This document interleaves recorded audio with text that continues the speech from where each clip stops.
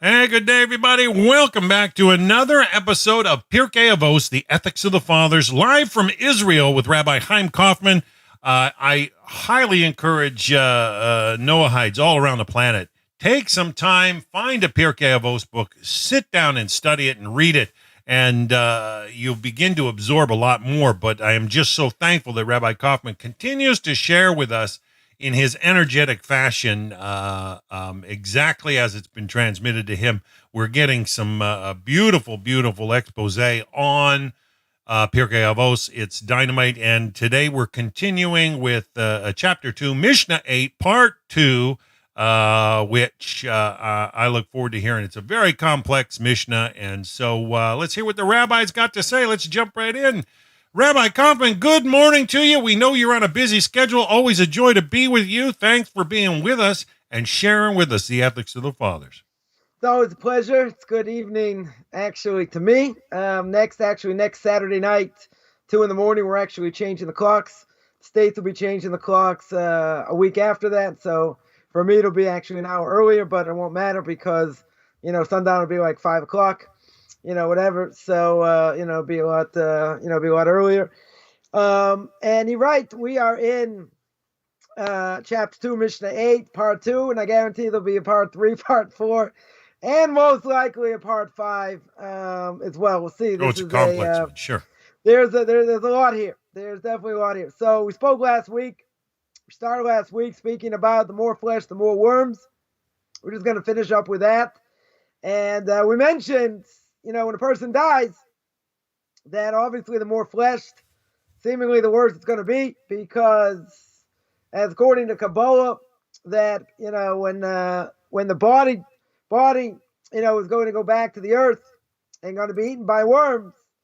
So basically it's like sticking a needle into the flesh. That's the pain. So we mentioned, a person's well overweight, more for the worms to eat, the worse it's going to be, worse the person's going to feel. But someone could say, doesn't matter, even if you were 100 pounds, even if you were 90 pounds, okay, you'll feel it less, but you're still going to feel it because there's still going to be, flesh and, flesh on the body. Even God forbid someone has cancer, and the body seems to wither away and they don't weigh very much. There's still flesh on the bones. It's not like there's no flesh at all. Right. So we spoke about that. We spoke about things being permitted, right? Eating, even though it's permitted, doesn't mean I'm allowed to be a glutton. Same thing by drinking, right? We mentioned the Ramban in chapter 19, book of Leviticus. Excess has its faults for sure. Right. So the Ramban said there, what does it mean to be holy? It means to sanctify the physical. It means that I'm allowed to eat, I'm allowed to drink, but I'm not allowed to abuse it. Right? Something obviously the Christians wouldn't understand, because according to them, everything is bad. Right? Everything 100%, everything 100% is bad, it's evil, etc. We don't believe that. We believe the sanctification of the world, what I do, right? What I do in general, by eating, right? Making blessings, all these things. So one last thing I wanted to mention, we'll see, we'll see how far this goes. I laugh because you'll see in a second that there are other commentaries that bring out that one should guard their body, right? The mitzvah, even though maybe in the Orthodox world there's a mitzvah to guard the body, and there, in the Orthodox world there may be a four-letter word, right? Exercise may not be so well respected, even though there is an obligation to guard the body. So here, one explanation is you guard the body, you don't fill their stomach with meats or other delicacies. Doesn't mean you can't eat it. You just have to be careful. Make sure you just don't eat too much of it, because the more one eats meats, the more one's health will be affected in a negative way. Now, most people would agree, nutritionists will say, eating red meat, chicken might be better. Certainly fish is better, right? But eating red meat, if you would eat it, every day, every other day, not healthy. It clogs the arteries for sure. Right? It'll affect you totally in a negative way. Now, a person's allowed to eat meat, right? On Shabbos, there's a mitzvah to eat meat. On festivals, there's a mitzvah to eat meat, drink wine, etc. So there is a mitzvah within Judaism to eat meat. There's no question. Sacrifices, right? A lot of them were meat, right? Whatever they were, whether they were, whether they're cows, a goats, ram or a lamb sheep, or rams, whatever. It's meat, right? 100% meat. So there is a mitzvah, certainly, to eat meat. Now, what about the vegetarian? Vegetarians are going to make the claim. They're going to make the claim by creation. Isn't it true? We were all vegetarian, right? Eating meat was pretty much forbidden, right? Pretty much forbidden until God allowed it. Till God has allowed us to eat meat. Regardless, they may be right to a point where really maybe the ideal is to be vegetarian. But the reality is we're allowed to eat meat. So in the desert, God gave us the laws, how to shecht, how to kill animals, etc. So a person will say, but yeah, question? Yeah, Rabbi, I've always wondered, how do the rabbis reconcile all the bone and stone tools found in archaeology? What about them? Well, I mean, they were obviously used for hunting and gathering, and a lot of but before the Torah was given, it could be that there was a command, to eat. You're allowed to eat any fruit, vegetable of the garden. Right after that, everything went downhill. So God understood man wants to eat. We want to eat animals, so he had to make it permissible, etc., in the way that we're able to eat it through the proper laws, ritual slaughter. Ritual slaughter. Now, that being the case, hunting really for the sake of sport, right? Let's make clear. Mention this on Tanakh Talk. Hunting for sport is forbidden. That's going to the ways of the non-Jews. That's cruel. Now, what would happen if you were starving? Starving's a different issue. You're allowed to trap animals, right, for food. It's just if you trap them, you might maim them. You might make them into a treif. You might make them into an animal that's not going to live for a year. There are 18 signs, according to the Talmud, that say that point out that if an animal has a hole in its head, one of its main organs, it's not going to live. Right? It's not going to live. So therefore, I'm not allowed to eat it. Right? Even if I ritually slaughter it, I'm not allowed to eat it. If it's been proven and shown, that would be the case. But, the vegans go way too far. Of course, Why? When they Because say, there's a whole philosophical background behind what they say that's totally forbidden and it's heresy. Because they're saying it's cruel to eat animals. Like the anti-Semites say, ritual slaughter by the Jews is an act of cruelty. That's why a lot of places in Europe, or some places in Europe, Scandinavia, do not allow ritual slaughter. Right? Why don't they allow it? What's their claim? And we mentioned this a number of times. We'll mention it again. What's their claim? Their claim is it's cruel. Now, it could be the way they breed them, the way they pen them up, that could be cruel. That's forbidden if it's done in a forbidden way. But how does a ritual slaughterer kill the animal? They kill the animal. The knife is razor sharp, and they hold the animal down. They hit the neck right by the trachea and the windpipe. Now, what happens when a knife that razor sharp cuts through? Animal's going to die instantaneously. Right. It's going to be an instant death. No suffering over here. Why? There's no air. The animal suffocates, essentially. No air gets up. That's it. It dies. Now, a person can say, oh, that's cruel. But it dies instantaneously. If it dies instantaneously, where's the cruelty there? The 3-day age. Rabbi Chaim Weinberg, of blessed memory, has a long response that in Switzerland, what they wanted to do in order to permit ritual slaughter, I think I mentioned this before, they wanted to zap the animal before. Then they could ritual slaughter it. In other words, they wanted to electrocute it, not kill it. Obviously, they know how much juice to give it, not to kill it. So basically, they wanted to juice it in order that you would stun the animal, and then you come in and kill it. But the problem is the 3-day Aish goes through a lot of detail, basically concluding we don't know what the juice does over here. In other words, we can understand, we can give it enough juice where it's not going to die, right? It might just stun it, but you don't know what happens to the organs on the inside. Right. Because after doing this, they checked, and some of the organs, the main organs were burnt, were shredded.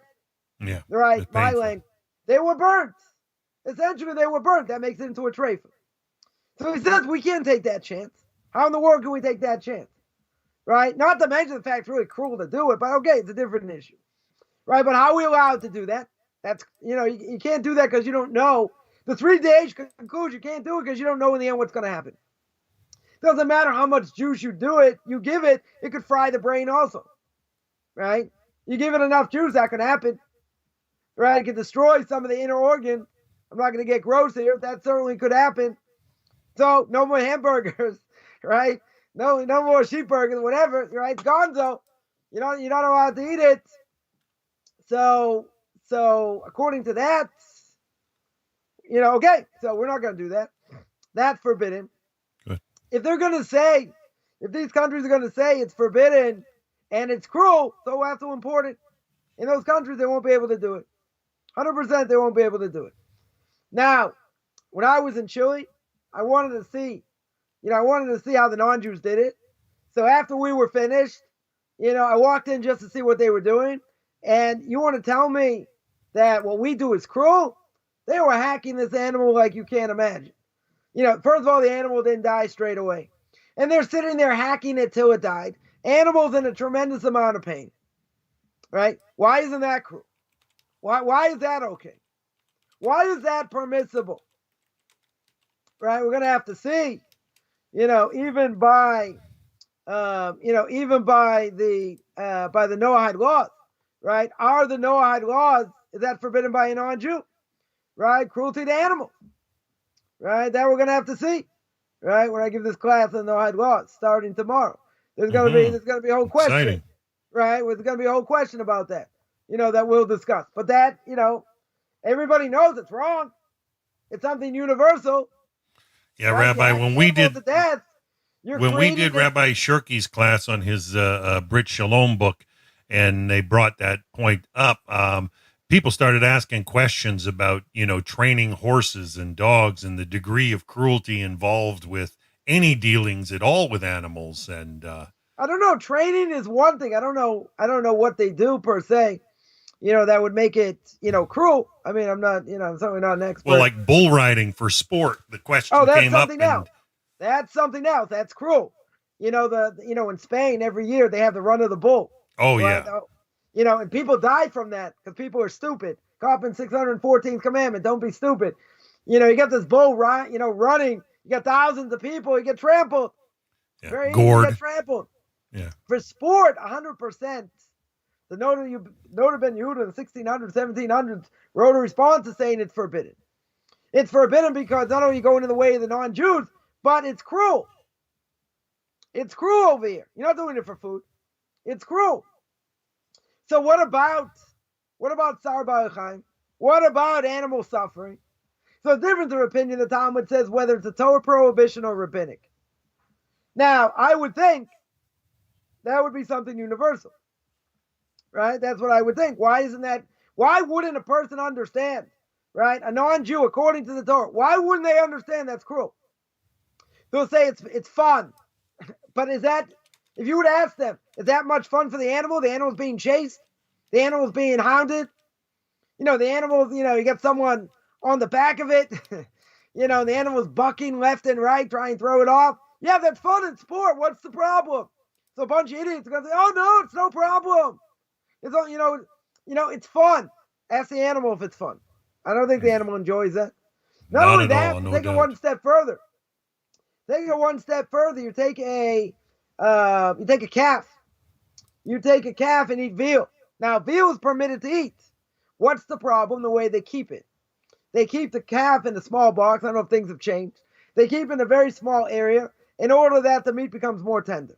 Right. So So it's not it a doesn't kashrus run, the issue. muscle doesn't develop. It's not a kashrus issue. It's a moral issue. So there are many rabbinical authorities Yeah, they're hold it's stifling life, right? permissible to eat, right? But you're not allowed to keep it in that way. And if you keep it in that way, then it'll be forbidden. Why? Because that's Rabbi Chaim. Right? That is causing pain to the animal. Right? So now you got all these countries that want to ban, ritual slaughter. While we're on this topic, and ritual slaughter, the animal dies straight away. I only saw ritual slaughter by non-Jews once. I didn't see in other countries, so I can't say, I'm an expert how they do it. I just saw how they did it in Chile. Now, a person can say that's an aberration. That's not how other places do it. Could very well be. But why isn't that cruel? Why shouldn't they be shut down for what they're doing? You know what my answer is, and no one's going to like it, but too bad. You know what Coffman's answer is? Because they're a bunch of anti-Semites. That's the answer. Because if you see non-Jews sitting there hacking this animal to death, they're hacking it left and right, the animal's bellowing, suffering like no tomorrow. And you want to tell me what we do is bad? What we do is cruel? There's only one reason they're going to say what we do is cruel. And it's bad. It's because they're anti-Semites. Because they're not looking the other way. They're not looking at what they themselves do. Because if they look at what they themselves do, they're going to have to answer. They don't have an answer. They're going to say, do as we say, not as we do. That'll be their answer. But I'm going to call them out because they're a bunch of anti-Semites. That's what they are.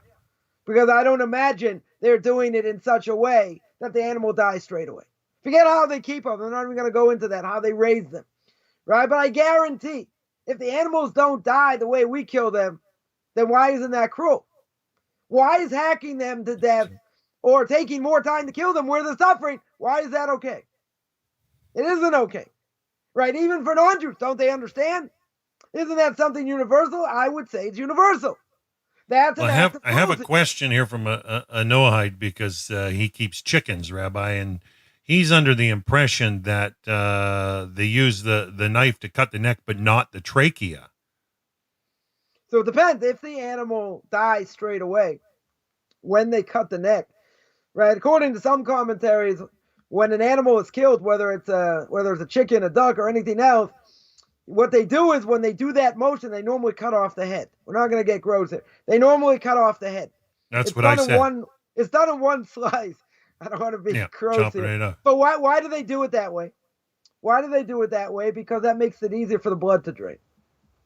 In other words, they're gonna drain the blood from the animal, and then they're gonna wash it down. They're gonna wash down the meat. They're gonna put a tremendous amount of salt on it to make sure there is no blood.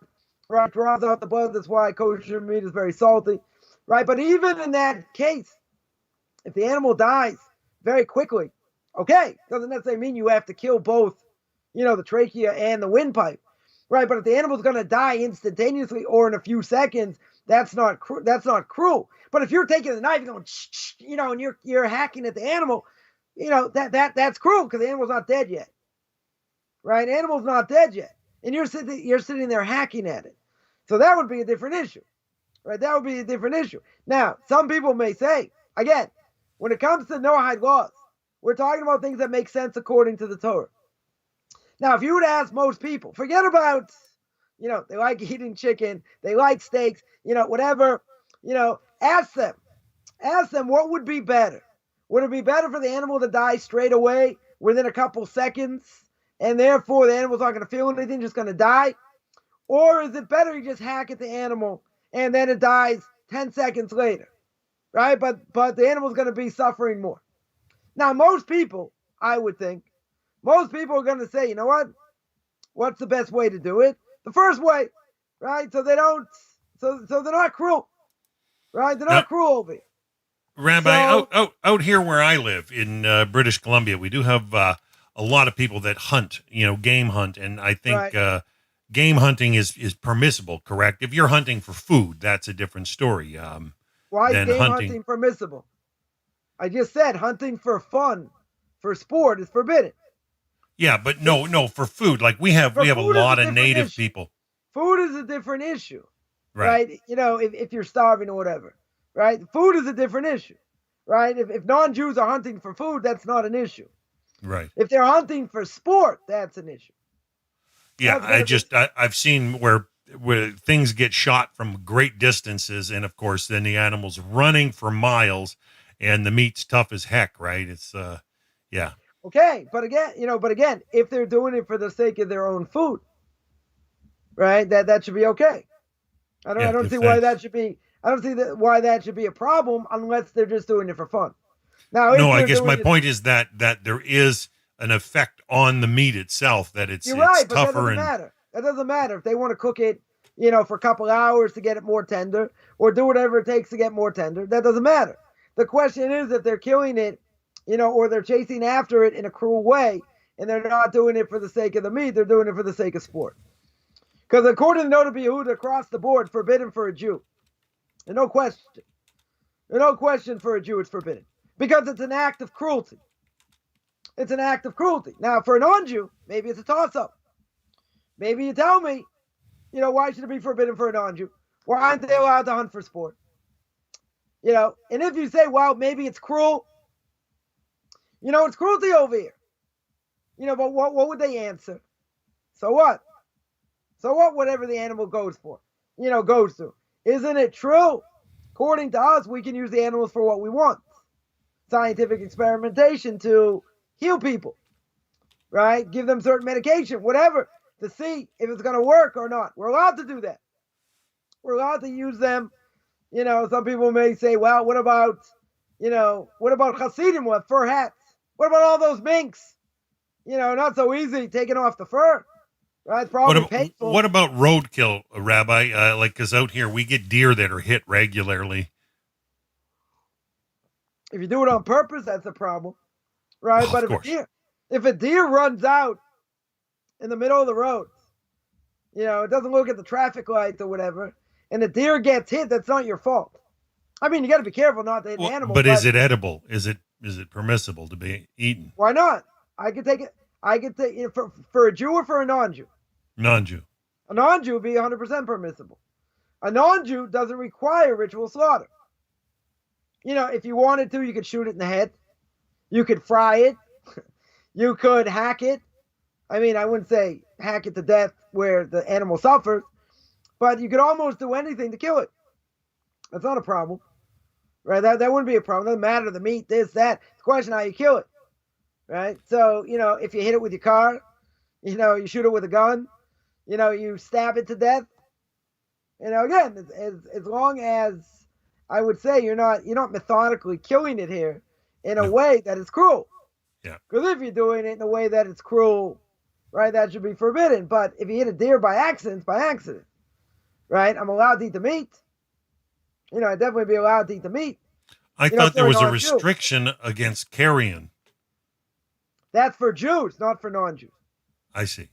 Carrion means that the animal dies without ritual slaughter, right? It becomes what we call carrion in the Hebrew vernacular is called nevela. Nevela means that's how they translate it as carrion. It means an animal that dies not in the way it's supposed to be ritually slaughtered. Any animal that dies drops dead of a heart attack, gets killed, in another way, even if it doesn't, let's say it drops dead of a heart attack. That's a good example. Right, so that would be nevela. But what about if it had an issue with an internal organ? Then it's not going to last 18 months. That's called the treifa. A treifa is not the same as nevela. Right, there are different laws regarding them. For a Jew, they're both forbidden. Right, let's make clear. For a Jew, they're both forbidden. Right, a treifa we use the word treif today to mean not kosher. Right? People say, oh, it's treif. It means it's not kosher. Right? That's the connotation. But it has a technical definition. And what's the technical definition? It means that an internal organ, some organ, or something in the body is made it where it's not going to live for 12 months. It's not going to live out a year. That's really the definition. So a Jew, not allowed to eat either. Right? There are different aspects, whether, when it comes to purity and impurity, whether a treif has certain limitations or not, not the same as a nevela. Regardless, by a non-Jew, they can eat an animal however they want. Right? Seemingly, let's say better. They can kill it however they want. They're not allowed to keep the animal alive. One of the no-hide laws, I'm sure this happens all the time, is an animal still alive, you cut off a limb and you eat the limb while the animal's still alive. Right? It's called Aver Min Achai. Right? Eating a limb from a live animal. It's still alive. Right? What was that? Flatliners. Right? Right? If you ever remember the movie Flatliners, right? Keep someone barely alive, or keep the animal barely alive and eat from the animal. Right? I think that was one of the cases there. They, kept an animal barely alive, but they ate from the animal. It's supposed to be much better, tastier, I don't know. Whatever it is, but that's a no-hide law. That's forbidden. Again, I'm sure it comes up all the time, people transgressing this. Right? I can't imagine. Probably not very common. Right? But still, I think it would have been more common before refrigeration, for sure. It could be. That could be. But, even so, today that's going to be one of the no-hide laws for sure. But the reality is, if the animal's killed, as long as it's not killed in an improper way, and for a non-Jew, it doesn't matter. A non-Jew can eat it. Right? For a Jew, there'll be an issue. For a Jew, there'll be a much more serious issue. So, it's just ironic. It's just ironic. We mentioned before that, in certain countries where ritual slaughter is forbidden, and they say because it's cruel. Now, how can it be cruel if the animal dies straight away? You could tell me the way it's brought up, the way it's penned up and this and that, maybe that's cruel. Right? Maybe that is Tsar Baal Chaim. It's causing pain to the animal. Could be. Could very well be. Even in that case, let's say the non-Jewish governments would say, that the way they keep it is inhumane. They're not allowed to ritual slaughter. Now, according to us, if a ritual slaughter would come in, slaughter the animal, can we eat the meat? Even if it's brought up, even if it's penned up in a negative way, technically I could eat the meat. There's a moral issue, right? Like veal. Veal, I could eat the meat if I wanted to. If it's ritually slaughtered, what's the problem? No problem except the way it's kept. And if it's kept that way, there are many rabbinical authorities said you shouldn't eat it. You shouldn't eat it because it's cruel. But again, I could be on the other side and say, okay, I understand it's cruel, but my question's going to be, was it ritually slaughtered properly or not? Am I eating veal burgers or not? And there's no problem. If there's no problem, I should be allowed to eat it. But there's a moral issue, different issue. Right? That has nothing to do with the kosherous of the animal. The animal is kosher. Question is how you slaughtered it. Now, back to our original thing here, and that is that maybe the vegans are right, because the vegans are going to say, hey, before the Torah was given, we weren't allowed to eat meat. Seemingly, we weren't allowed to eat meat. Okay. So even if that's true, but doesn't God know the future? Doesn't God understand man's going to want to eat meat? So he allowed us to eat meat. Fine. But a person cannot say, and this is forbidden, that's why the vegans go way too far. It's idolatry in different ways. Right? Why do I say idolatry? Because what do they say? What do some of them say? They say it's absolutely cruel. 100% cruel to eat animals. Right? It's causing them pain, even if they die in a split second. That's heresy. Why is it heresy? It's heresy because God gave us animals to eat. He gave us animals to use their minks, their skin. If I want to make leather bags, if I want to use them for scientific experimentation to cure cancer, that's permissible because they're used for my usage. But if it's used in a way where really it's an act of cruelty and there's no point to what you're doing it for sport or something like that, as a Jew, that'd be forbidden. 100%, that would be forbidden. That's a different issue. But to come along and make up a whole new religion called veganism and say, oh, it's a total act of cruelty no matter what you do to animals, that's a problem. Right? That's a problem. Because then you're telling me that God made these animals, we're not allowed to use them.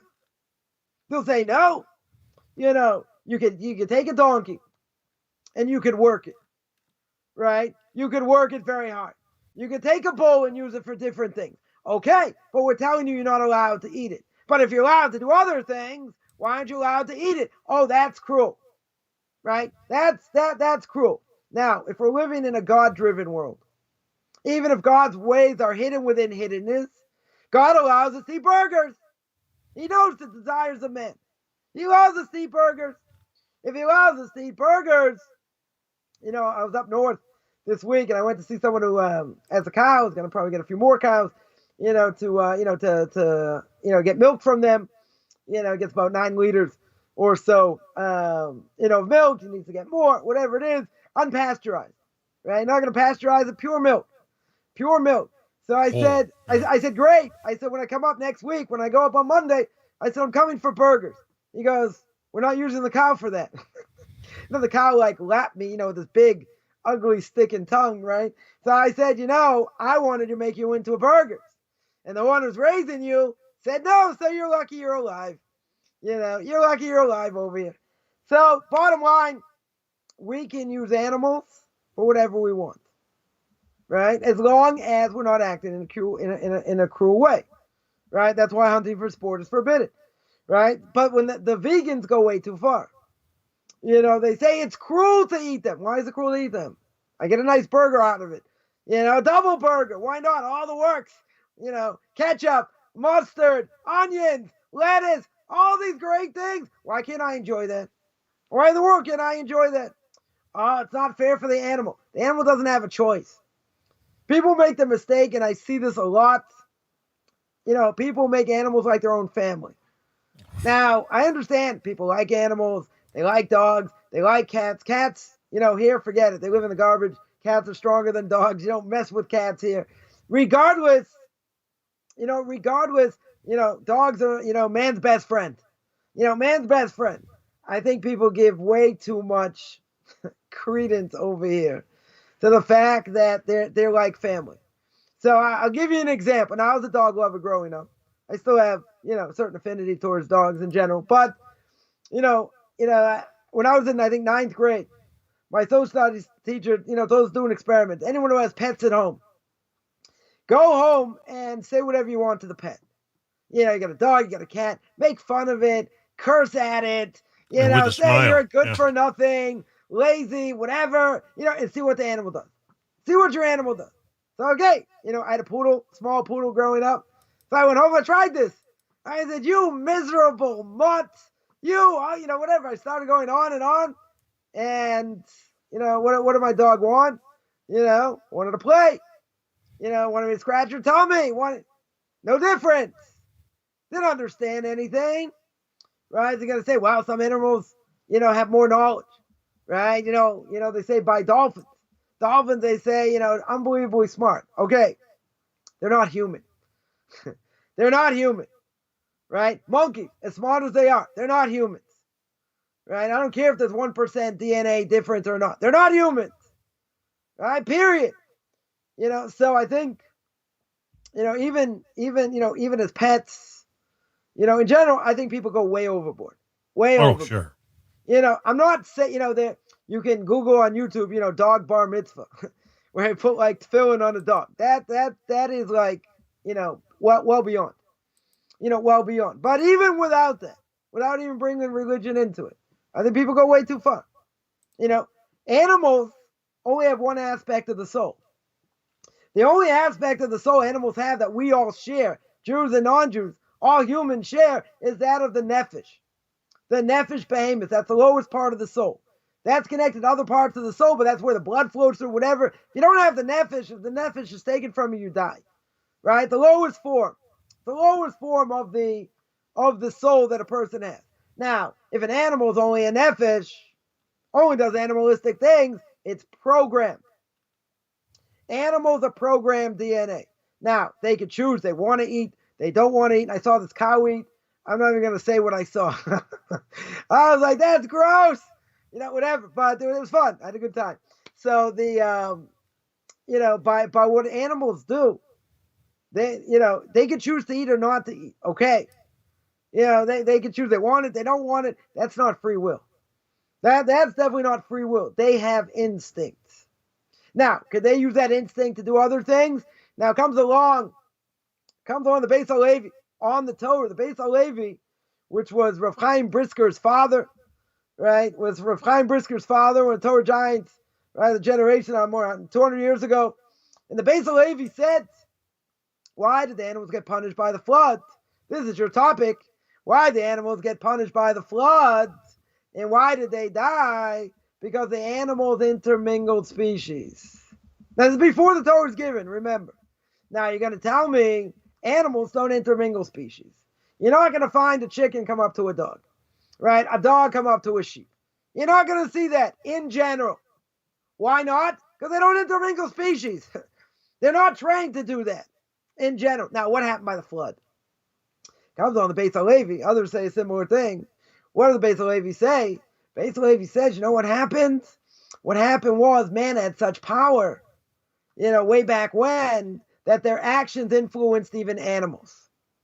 So therefore, since they saw man's animalistic behavior, and they saw what man did and how bad they were, they imitated what man did. Now, I saw an article many, many years ago. Many years ago, there was a story. After the Torah is given, man didn't have that kind of power. Now, the Ramchal says in Derech Hashem, the only being in this world that it can affect others is man. Their actions affect others, right? Stones, they don't affect anything. Someone picks it up, throws it at someone, that's a different issue. They don't affect anyone in general. Animals as well. I got to tell me, 100 people, 1,000 people a year die being eaten by alligators, okay? Or being killed maybe by some other wild animal. Could very well be. But those animals are only acting out because of instinct. Or God wants to take this person out of the world. Yeah. Or whatever it is. God wants to take this person out of the world, so he kills them that way. Right? But they're not acting of their own necessary instinct because animals are afraid of humans. They should be afraid of humans. Right? In general. Now, gets me back to the story in San Francisco. Not the bastion of, I would say, morality. So what happened? There was a certain pelican. I think it was a certain pelican, if I remember correctly. There was a certain pelican. Males were trying to mate with each other. Now, if you tell me, well, it's a coincidence. It happened in San Francisco. We don't believe in coincidences. We believe in meaningful coincidences. Now, what that means is, if you tell me it happened anywhere else, that's really weird, right? It's very, very strange. If you tell me it happened in one of the gay capitals of the world, then that's not so strange, right? The fact that man can have an effect on animals today, yeah, that's a big novelty here, right? That's a huge novelty. If you tell me it happened in Provincetown, right, off Cape Cod, a bunch of gays there, big population, etc., and you tell me it happened there, I'm not surprised, right? I am a little bit surprised the fact that, male animals try and mate with themselves because they're learning from humans. That shouldn't exist today. That 100% shouldn't exist today. But that was their downfall in the time of the flood. Now you're going to tell me, but why did animals deserve to die? They're only programmed. They're learning from men, right? They're learning from what human beings are doing, right? But what are we going to do over here? What's God going to do? He's going to leave, these animals alive, and they're acting upon what man did. No, it's going to wipe them out also. Who are the only ones that didn't intermingle their species and then die by the flood, except the ones that were saved on the ark? The fish. The fish. Because either you tell me the fish were in Israel, the flood didn't hit there, or you tell me that, I think one explanation is that the hot water that hit the water, that the fish were well underneath didn't affect them. All right, different ways trying to explain why the fish survived. Right, but the point is that the actions of man at one time had power over animals, and that animals saw what man did, imitated it. But in general, right, let's make clear, in general, animals cannot act outside of their own instinct. Right, so they cannot sin, right? Somebody's asking that question. No, an animal cannot sin, right? The question is if a person, let's say, committed, God forbid, they committed bestiality. Well, they commit bestiality, which is a Torah prohibition, right? Torah prohibition. Now, the animal also dies. You're going to say, but the animal didn't have anything to do with it. The animal doesn't have free will over here. So what's the problem with the animal? Because if the person gets killed, if essentially the person gets killed for bestiality, if he would get killed and the animal's alive, say, oh, look, that was Reuven's donkey. Reuven's donkey walking around. So Reuven's donkey goes on Reuven. Says, oh, he died. Donkey's still alive. Right? So what does the Torah say? That animal dies also. But you're going to say, but the animal didn't act. It's against his will. Right?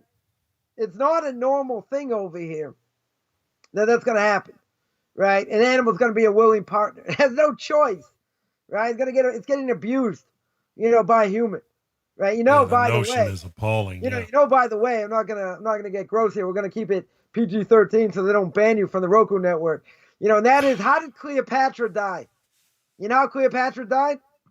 They dropped a horse on her. She wanted to have relations with the horse. The horse smothered her and she died. That's how Cleopatra died. Right? You can Google it, but whatever. It's a known story. It's a known story. So, the Torah doesn't give prohibition to, oh, it's such a weird behavior. Totally weird behavior over here. The Torah knows what it's talking about. Now, you might tell me it's a very small percentage of people that do it. Could very well be. Right? I'm not up to date on these statistics, and I'm not really interested. Right? But it's a perversion. It's a total perversion. Right? I don't think it's any more of a perversion. It's probably less of a perversion in a certain way, because it's probably less common than homosexuality. Right? Homosexuality is also a perversion. It's not normal. I don't care how someone's brought up. I don't care what they think. Maybe they're born to they have a female soul. They don't function in this world. Whatever it is, we have to show empathy. Right? And we definitely have to show empathy. No question. But, there's a whole world out there, that people are growing up in a messed up world. I read an article earlier. Saying that there are more and more people today homeschooling, amongst whites, Latins, blacks, whatever. Why? Because what are the kids getting in school? They're getting a totally messed up education in public school. What are the books they're going to be sent home to read? Johnny's got 2 fathers, Stacy has 3 mothers, whatever, and transgender. And why is the 5-year-old, again, we're going to try and keep this clean, why does the 5-year-old have to know or have to be asked the question, 5-year-old boy, how do you know you're not attracted to girls? Right? I mean, 5-year-old's probably going to hate girls anyway, but,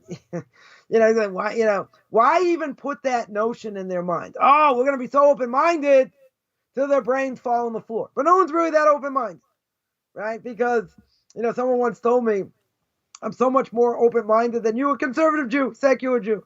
Right? I would call him a secular Jew, even though keeps Shabbos to a certain extent, whatever, keeps kosher, whatever it is. But in my estimation, they don't keep what they need to anyway. But the point is, a person made a statement many years ago, right, when I was in college, many years ago. And he says, I'm so much more open-minded than you. I said, really?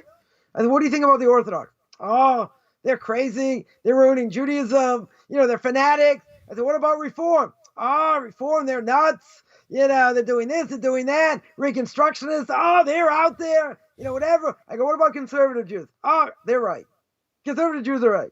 And I love them, blah, blah, blah. I said, oh, so you're really that open-minded? I said, you're an idiot. I said, everyone's bad except for you. That's not being open-minded, right? Right? Very few people today are open-minded, right? I don't claim to be open-minded. And no one's going to claim that against me. I don't claim to be politically correct, as most people know. Take out that Louisville Slugger, regardless of what happened to the Red Sox. Okay, so I'll be in mourning for the next week. Okay, we'll get over it. We'll move on. What's the point? The point is, people say all kinds of things. No idea what they're talking about. None. Zero. So when it comes to things like this, God says by Adam and Eve, he says a woman, a man's going to cleave to his wife. Right? A man is going to cleave to his wife. Now, the Torah does not tell me, and this is before the Torah is given, as a universal thing for all Noahites out there, as a universal thing, does the Torah tell me a man's going to cleave to another man?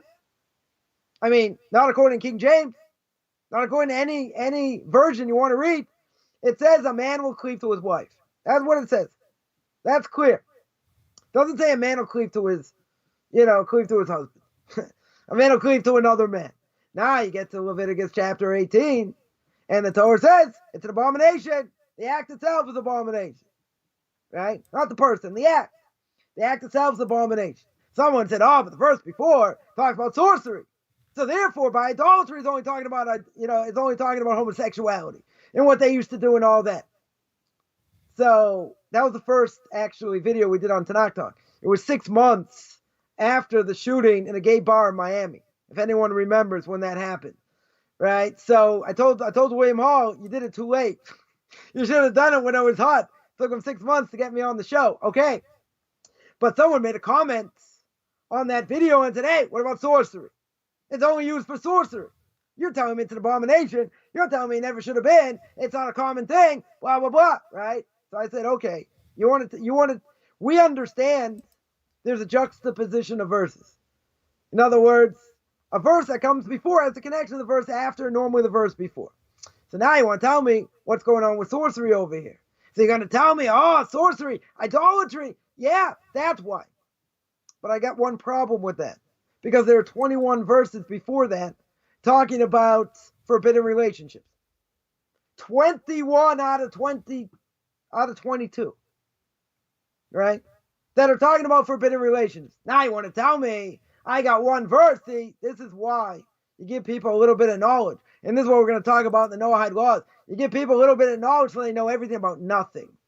So someone makes just enough to be dangerous. Stupid comment. And I'm going to call it stupid because that's what it is. And they say, you know what? I'm going to take this verse out of context because I know how to learn verses. Okay. I know how to learn verses. I'm going to take this out of context. And I'm going to tell you over there's a direct connection. Oh, so now I want to get into my head. And I want to say, according to the Torah, since it's a juxtaposition of verses, I'm going to give you my spin over here, what the juxtaposition is. Okay, so Coffman's question is very good, right? We have to have an explanation over here. There are explanations, what that verse is talking about. But what about the 20 other verses? What about the 21 other verses? By the way, we read it at the afternoon service on Yom Kippur about forbidden relationships. And how severe forbidden relationships are. So now you want to tell me 21 verses or 20 verses that talk about forbidden relationships. All of a sudden, I have one verse that talks about sorcery. You want to rip it to shreds and say, oh, that's all it's talking about? And it's not talking about immorality? That's a little bit of a jump. Because if you would have said in British Columbia, I would have knocked your head off. Come on. My dead grandmother could have given me a better explanation than that. So now you want to tell me, got all this knowledge. Rabbi, you're wrong. Sorry, that's what it means. Really? That's what it means? What do you do with the 21 previous verses? How in the world are you going to take them out of context? I agree, and I'll give a little bit of credit here. I do agree. That one verse is problematic, according to this. I agree. Right? What's it doing there? It really has no place over there, but there is a place for it. There is a reason. But what do you do with the... So you want to take it the other way. You want to take out one verse out of context. I'm going to put the two together, and that's what I'm going to say. But what about the 21 other verses? What about the 21 other verses talking about immorality? Every single one. Here, let me just read it. Anyone thinks I'm bluffing here? Because people say I never quote anything. So Leviticus chapter 18. Chapter 18. Beginning of chapter 18. God spoke to Moshe, saying, speak to the children of Israel, say to them, I'm Hashem your God, don't go like the land of Egypt, that which you dwell, don't before the land of Canaan, in which I bring you, don't follow their traditions, blah, blah, blah. Verse 6, any man shall not approach his close relatives, uncover nakedness. I am Hashem. Nakedness of your father, nakedness of your mother, nakedness of your father's wife, nakedness of your sister, right? Whether your father's daughter, your mother's daughter, nakedness of your son's daughter, your daughter's daughter, granddaughter, nakedness of your father's wife's daughter, right? Nakedness of your father's sister, your aunt, nakedness of your mother's sister, nakedness of your father's brother, nakedness of your daughter-in-law, nakedness of your brother's wife. Are we getting the point over here? Nakedness of a woman and her daughter, right? Don't approach a woman in the time of her unclean separation. Can't be with a woman if she gets her period for a Jew, right? Then it says, now we got the verse. Now we got the verse. Verse 21, chapter 18, verse 21. Don't present any of your child to pass through Molech. What's Molech? Idolatry. Pass your child through a fire, right? Or have it walk on fire before the idol, whatever it is. Don't profane the name of God, the name of your God. Do not desecrate God's name over here by putting through idolatry. Okay, verse 22. So I had 20 verses, right? Sorry. 13 verses. 13 verses talk about immorality. Then you got immorality and not being with a woman who has a period, right? If you're married. Then it says, okay, idolatry. I got 13 verses. Then I got this verse about idolatry. What's verse 22? Let's read verse 22. Do not lie with a man as one lies with a woman. It's an abomination. Verse 23, don't lie with any animal. Right? And a woman shall also not stand before an animal. Don't become contaminated through any of these, God says. Verse 24, any of these nations I expelled before you're contaminated. Right? Before you become contaminated. Now, what does it tell me over here? I got 13 verses. 13 verses speak clearly about immorality. Then, you're not allowed to cover the nakedness of your wife, right? She gets her period. Very good. Very good. You're not allowed to Rabbi, lie. can you explain that phrase, uncover? Yeah, 1 second. You should not lie carnally with your fellow's wife, right, as well. So then, we get to the next verse, talks about immorality. So we get to immorality, right? Sorry, it's talking about idolatry. Then in verse 22, it tells me homosexuality is forbidden. If it tells me homosexuality is forbidden, and I got all these other verses, then that's it. So you want to know that what does it mean to uncover the nakedness? It means to have relations. That's what it means. It doesn't mean just seeing the nakedness, right? Because technically speaking, if a husband and wife, if the wife gets a period, and a person thinks, oh, I can just sit on the same bed. There's no prohibition. I'm going to speak about that tomorrow. My class in the book of Leviticus. It's a prohibition. Husband's not allowed to be with his wife, not allowed to touch her, right, until she goes to the mikveh, can't sleep in the same bed even if they have clothes on. They can't touch each other. There's a stringency. He can't pass anything to her. She can't pass anything to him. There are certain things she can't do because of it. But whatever, I'm going to speak about that tomorrow. But so I'll give you what to think about. But over here, uncovering the nakedness means being with them. That's what it means. It doesn't mean just seeing the nakedness. See, here we're talking about uncovering nakedness means being, it means sexual relationship. That's what it's talking about. Right? That's what they're talking about. Not just uncovering the nakedness, just a nice way of saying not being together. I mean, there is a verse here that says, in verse 20, let me just see the language here in Hebrew. It says, okay. It says lie carnally. Yeah, it says you shall not lie carnally with your fellow's wife. Right? That means you shouldn't sleep together. Right? But here we're talking about uncover the nakedness. We're talking about laws of governing sexual relationships. So that could do with flirting or, Flirting's a different issue. Flirting's a different issue only because what have I done? What have I done by flirting? Right? What have I really done? Now, if you ever watched, which I don't recommend, but if anyone's ever watched the movie in the late 1980s, it's called When Harry Met Sally, right? With Billy Crystal, right? Billy Crystal and Meg Ryan. So what's the movie about? The movie's about that a man can never be friendly with a woman just to be friends because it always leads to something else. Right. That's basically the conclusion. Right? That's basically the statement, and basically that's what the whole movie's about. Right? Total waste of time. But what's the point? The point is that we don't allow any of these things. We don't allow any of these things because of what it could lead to. And the whole point of being with somebody, right, is for the sake of intimacy, is the sake of marriage. Right? Two non-Jews, they live together, they're considered married, common law marriage. Right? Even though every state in the U.S. does not necessarily hold of common law marriage. But for Noahites, we're going to speak about that as well. Marriage, according to the Rambam, Rambam makes clear they live together, that's marriage. That they split, that's divorce. They don't need any civil ceremony. They don't need anything, right? There was a famous case with William Hurt, famous actor William Hurt, that I think it was in South Carolina, North Carolina, forget what it was, about 20 years ago. He was with somebody, had a few kids, and he walked out and she wanted half his money. And he said, no such thing. I'm not giving you half my money. I'll support you, but I'm not giving you half my money, right? She claimed common law marriage. Now, if she was a Noahide, she got a good claim here. It's common law marriage, right? But that state, I think, didn't hold the common law marriage. It's one of the states that maybe did not hold the common law marriage. She got something, but she didn't get half his money, right? She didn't get half his money. So the point over here is the Torah uses this language, right? So nothing leads to anything. So when a boy and a girl are going to meet, when are they going to have real contact?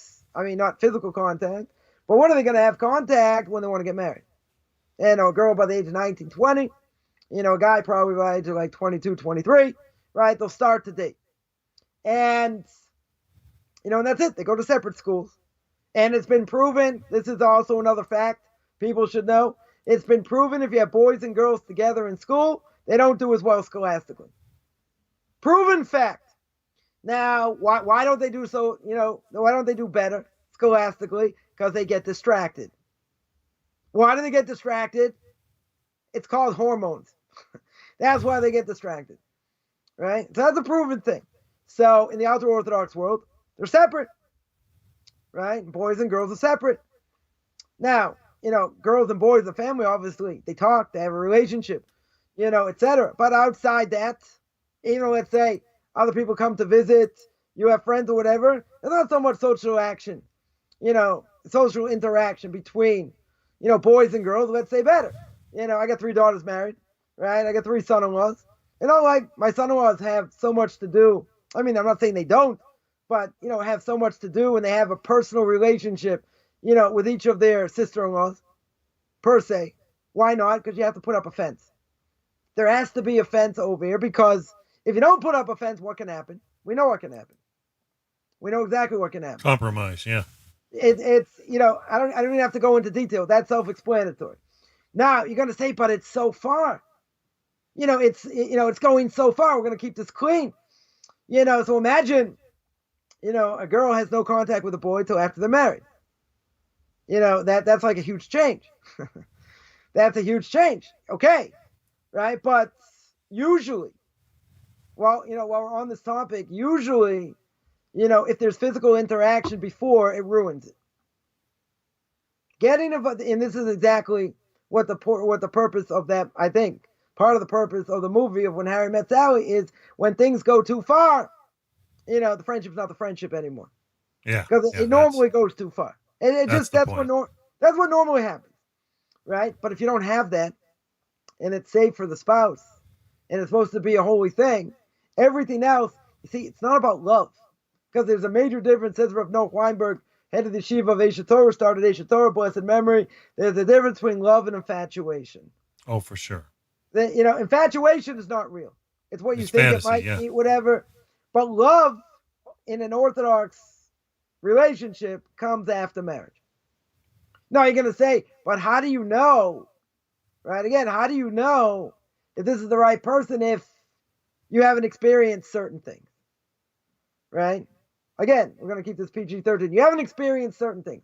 Now, the reality is that going to matter? Practically speaking, okay, something to get used to. Other things, you have to be taught certain things, etc. The way to look at certain things, because by the Christians, it's all bad. It's all evil. By us, if it's sanctified in the right way, it's a beautiful thing. It's a beautiful thing. It has to be used in the right way. Right. But some people, on the other hand, when they first hear about it, they're like, especially by women, they're like, ew, like, they can't imagine such a thing, but, the people have been married for years. So yeah, that it has to be spoken about. They have to understand it, blah, blah, blah. But unless there are serious issues afterwards, it's a totally different ballgame. It's a whole different, it's a whole different thing. So that always gets in the way because, as much as the girl wants to be idealistic, and I'm a guy, right? This is a guy speaking, as idealistic as a girl's going to be, there's certain things a guy wants. That's clear, right? It's also clear, right? He'll say how much he loves you, how much this, how much that. There's an agenda, right? There's an agenda. So therefore, as heard Rabbi Victor Miller say, of bless him everyone, the Torah giants of the last generation. How do you end a great romance? Get married. Why? Because if you don't have a piece of paper, then, everything's good. No responsibility. Once I have that piece of paper, sometimes a piece of paper may not mean anything. But once I have that piece of paper and I have that obligation, it takes away a little bit of the fun, right? It's not so interesting because now I get responsibility. The institution of marriage today is a major failure, right? More than 60%, divorce rate's a failure. People shouldn't get married. I would say people shouldn't get married. Noahides is very easy. They live together. They should have kids, populate the world. But, getting physically married and this and that's a disaster, right? 100% a disaster by us in the Orthodox world. What are the statistics? 90% stay married. They don't get divorced. I mean, it's on the rise. Not going to say not, right? But it's nowhere near 60%. Nowhere near 20%. I don't think it's anywhere 10%, right? But I had someone once tell me, so even if it's 5%, it's on the rise. But you're looking at it the opposite way. In your world, the secular world, it's 60%, right? 52%, 55%, whatever it is. It's a very high percentage. More than half don't stay married. That's pretty bad. And I don't even know what the percentage is, how many people remarry and get divorced, right? It's also up there. Either get married a second time, whatever it is, right? But you want to tell me that we have a 5% chance? You can say, oh, but it's on the rise. But this is 10 times greater. 11 times greater. I didn't do the math. 11 times greater that a person is going to get divorced if you get married in the secular world. I'm not saying that an Orthodox Jew can't get divorced. Divorce is on the books. One of the 613 commandments. God's unhappy if you get divorced, right? Tears go on the altar if a person gets divorced. But there is divorce. Divorce does exist. We're not saying it doesn't exist. People say, oh, it's not in vogue. It's not this, not true. We work on trying to fix the marriage if it's possible. We don't just say, well, I'm done. I'm not going to work on anything. I'm out. Okay. Person can make that choice. How many people get divorced because they really worked on it. Right? Rabbi, you mentioned that tears were on the altar in heaven, it sounds like. Can you explain a little more of that? Because anybody that's really gone through a divorce, it's a gut-wrenching, life-tearing. 100%. What it means is God doesn't want to see anyone get divorced. No. In other words, God himself, so to speak, he cries at the same time because he doesn't want to see this. He doesn't want to see this end either. I mean, if it's something that obviously there's abuse, there's other things, okay, right? But he doesn't want to see it. He's not interested in people getting divorced. But on the books, there's divorce for Jews. That's on the books. You're going to say, no, but it's not invoked. Not true. God, we'll do whatever it takes to stay married.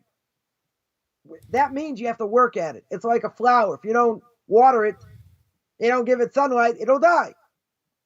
Person can be married, just, mentioning over lunch today.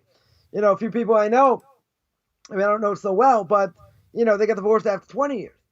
20 years, 25 years.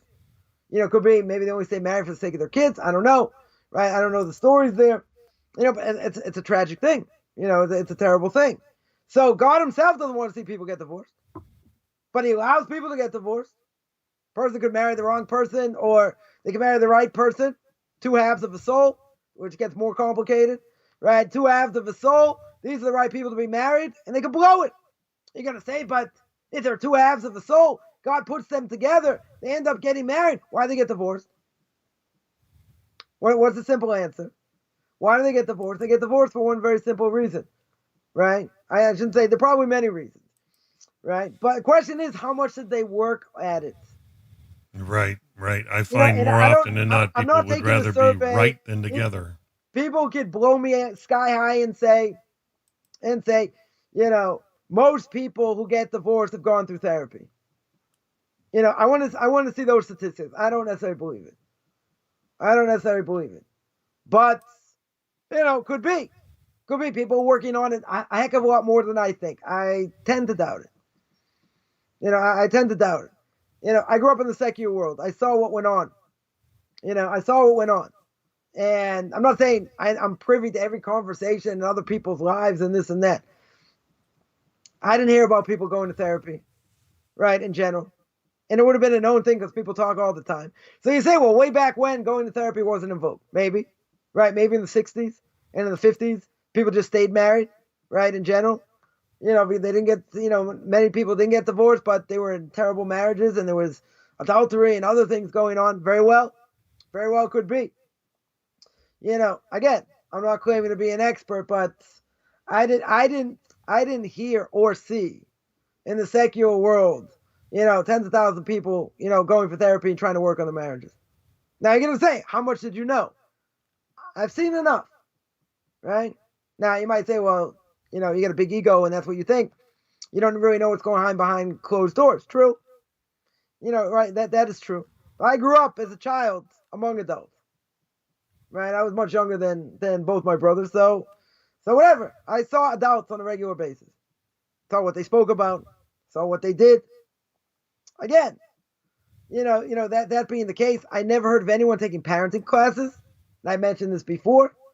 I've not, and I didn't hear many people, who went to therapy, unless like it had to be really bad or something like that, right? Parenting classes, anyone can have a child, right? It's biology 101, 101A, right? Question is, are they going to be good parents, right? And, people should take parenting classes.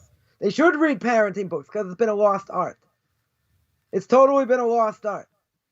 And, it's not easy raising kids in general, especially in this generation. Every generation has their difficulties, right? But at the end of the day,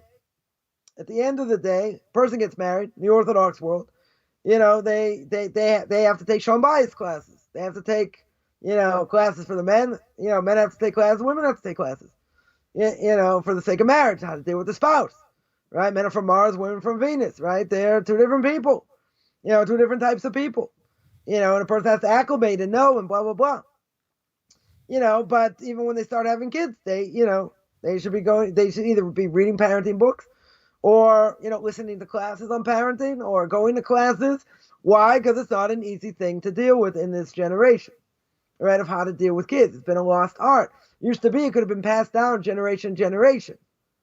But, we're an orphan generation, so to speak. We had a whole generation wiped out. Wiped out in Europe, totally wiped out. So, that continuity is gone. Is gone. So if a person grew up in the parents had a healthy marriage.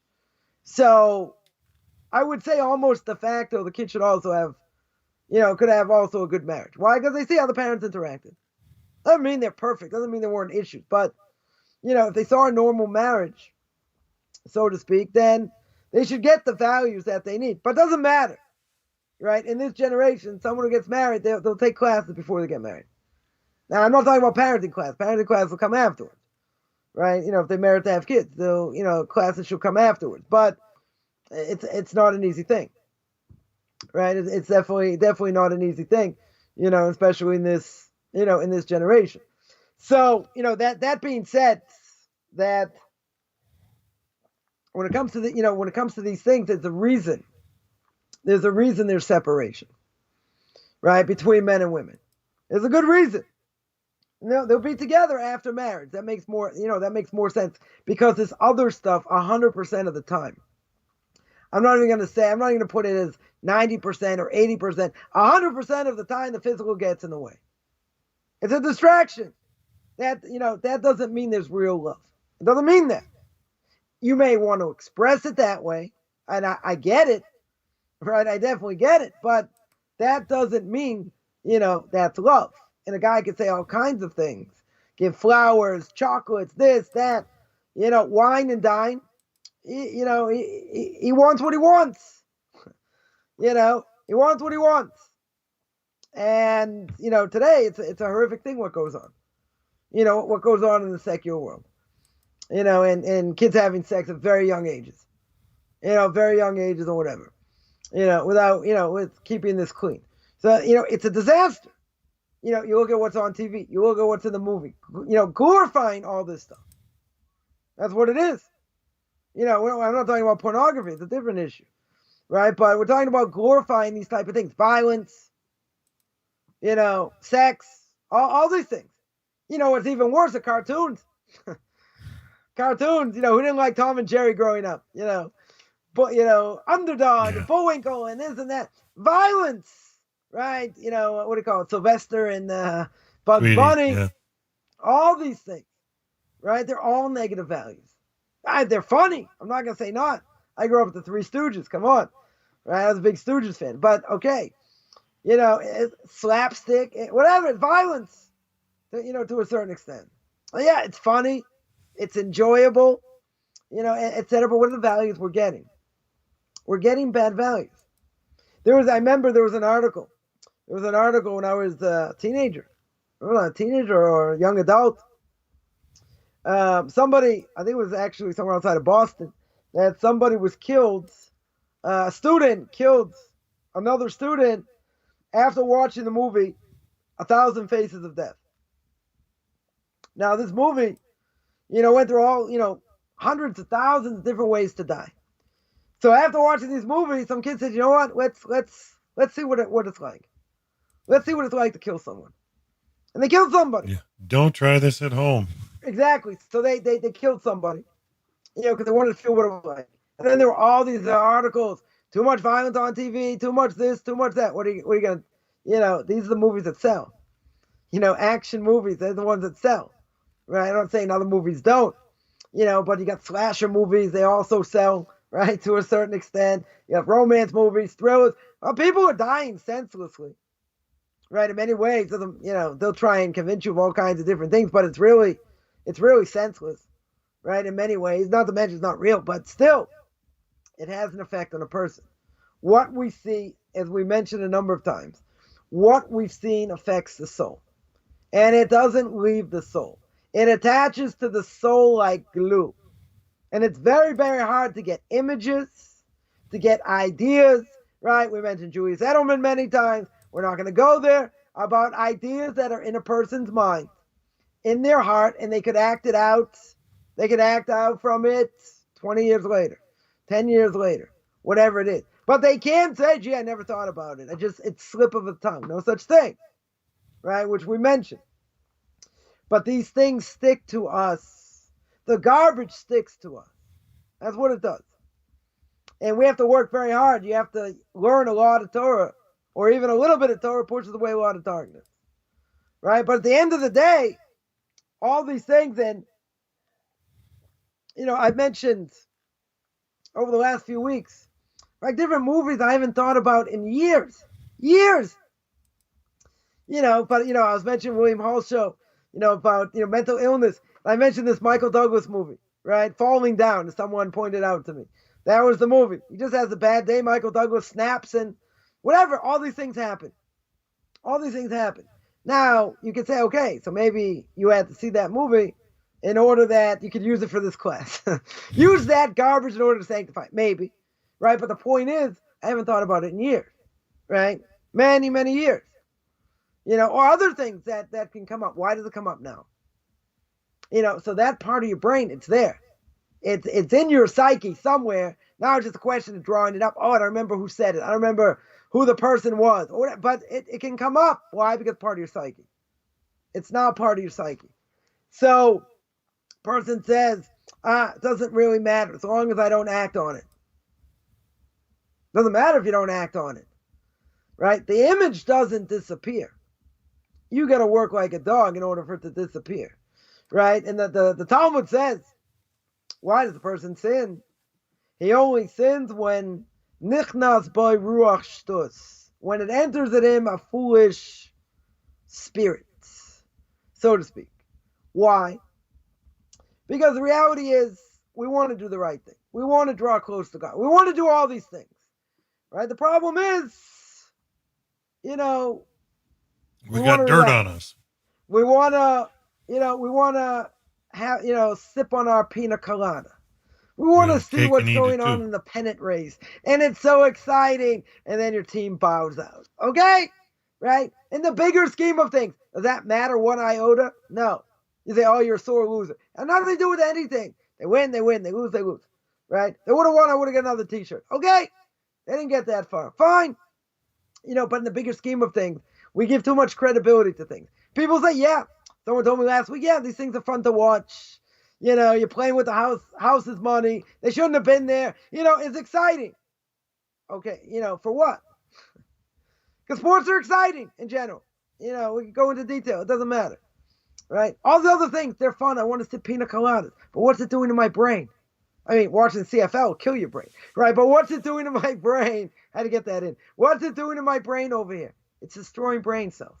That's what it's doing because I'm not thinking. I'm vegging. And when a person veggies in general, I read an article many years ago that they wanted to claim that the more a person veggies out and watches this stuff and whatever, that the brain can atrophy and it cause quicker form of Alzheimer's. Because the brain's not active. The brain's not doing anything. The brain is just sitting there, with the couch potato right next to them. And the brain's sitting there just vegging and enjoying. You're going to think, but come on, why can't I have a little bit of fun? Why is it all about doom and gloom? The bottom line is we're here for 70 years, King David says. If we have strength, 80 years. So what'd you do? Like, I know somebody, I don't know if it's changed, but they're, on their bucket list. What's on their bucket list? I want to go to every single stadium in America and watch a ball game. That's on your bucket list? I want to see Niagara Falls. Niagara Falls, right? I want to see God's creation. Maybe, okay, I could cut you some slack for that. But you want to put your epithet on your grave. I spoke about this my parsha sheet, my parsha class this week. It was really last week. What do we want our legacy to be? What do we want our legacy to be? I was by a relative that passed away, and someone came in, in the mourner's house and said to the spouse, oh, and again, I can't make this stuff up. He says, I remember your husband by all the smorgasbords, by all the shrimp. I was like, oh, I shouldn't be saying this. And I was sitting there like, you idiot. This guy, this person that died, the soul hovers around the house, the places that it grew up in, the places, before it gets judged. And that soul is probably doing somersaults now. Realizing, all the time that it wasted, not to mention on kosher food, other things, and all these things. And that's how a person wants to be remembered. Right? Remember, the more flesh, the more worms. We said, don't fill your stomach with meats. It's going to affect you in a negative way. But is that what you want to remember? Look how many steaks he ate. Look how much shrimp he ate. Look how many, fill in the blank. Look how much they were into food. Not going to be a praise to God. Person going to get slaughtered. That's idolatry, right? One aspect of idolatry, people made food into idolatry. I remember as a child, as a teenager, being around adults, and while they're eating breakfast, they're wondering where they're going for lunch. And people joke about it. They openly joked about it, right? So what did that tell me? That told me you have nothing in your life. You have nothing in you. I don't care if you enjoy food. So what? And there's not more to life to food. There's not more to life to ball games. Yeah, the old 96er. People will say, well, I give charity. I do charitable things. I do other good things. And this I enjoy. So what do you care? What are you being a fanatic over here? But again, how much time is a person? Someone told me, I asked them, I said, did you go to one of the ball games, to one of the Red Sox games?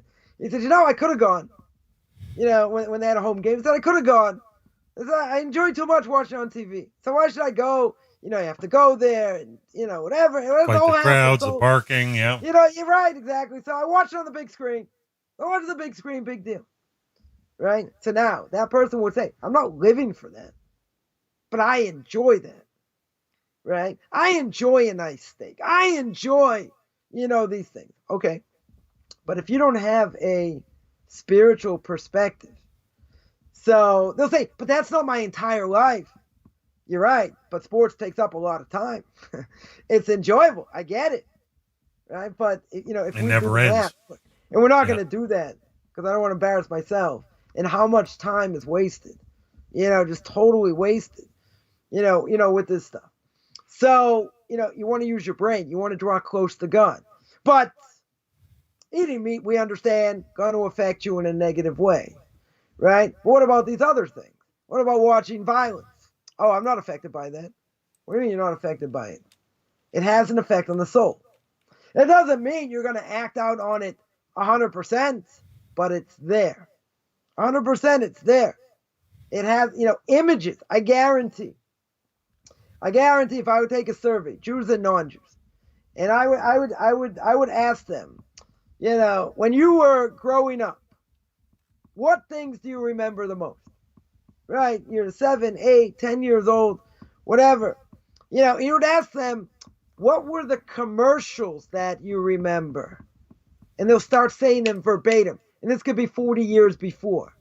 Why? Because it's part of you. You do a commercial for Roto-Rooter, right? Roto-Rooter, that's the name. Why is it still in my head? Because it's there. It's there, right? Where's the beef? It's there. I don't know if people have ever thought about it. All these stupid things. Mikey and Life cereal. Anyone remember that? Hey, he's not going to eat it. He doesn't eat anything. Hey, he likes, right? Why do we remember these things? There was a candy bar called the whatchamacallit. Anyone remember whatchamacallit? The Tootsie Pop Owl. They forgot the name, right? So there's these stupid things that if you watch enough of it over and over and over again, it's part of it. Doesn't matter if I haven't thought about it in years, right? It's in but there. If someone triggers Imprinted. that memory, it's there, right? You ask somebody who's gone to a ball game, what's the song Take Me Out to the Ball Game? They'll sing it to you verbatim. Oscar Mayer hot dogs. They'll sing it verbatim. Whatever. And I'm Canadian, and we didn't have that brand in Canada yet. I could sing that, I'm sure. Not that I ever will. Yeah, right. So we don't want to embarrass. But we heard the commercials so often, yeah. Myself included. But we hear these things, and they're part of our psyche. That's what it proves, right? But at the end of the day, someone says, I got my family, I got my kids. That's all. That's more important. We know what the important things are, but we waste our time on so many other things. So what about potential? What about what I'm here to do? You say, listen, I helped this one out, I helped that one out. They'll get credit. I'm not going to say none. Right? They'll get credit for it. Problem is, it isn't offset. Not only doesn't it offset, the question is by us, the negative effect. By eating meat, the negative effect. But I'm talking about anything that has a negative effect. Anything that has a negative effect on the soul. What's the question we always have to ask? Question we always have to ask is what I'm doing right now, this second, in the next second, the second after that, is that helping me draw close to God or push me further away? If you're going to tell me watching the CFL brings you closer to God, okay, maybe I won't argue with that, right? But people, does it make me a better person? And I think, anyone who's watched sports for so long, I think they could tell me all kinds of events that were disgusting in what players did and how players acted, right? Non-sportsmanship, right? I remember when this happened. When Charles Barkley, right, as we used to call him, the Mound Round of Rebound, right? Charles Barkley, right? He's on TNT, right? I think he's still on TNT, right? Doing stuff for them, for basketball, whatever it is.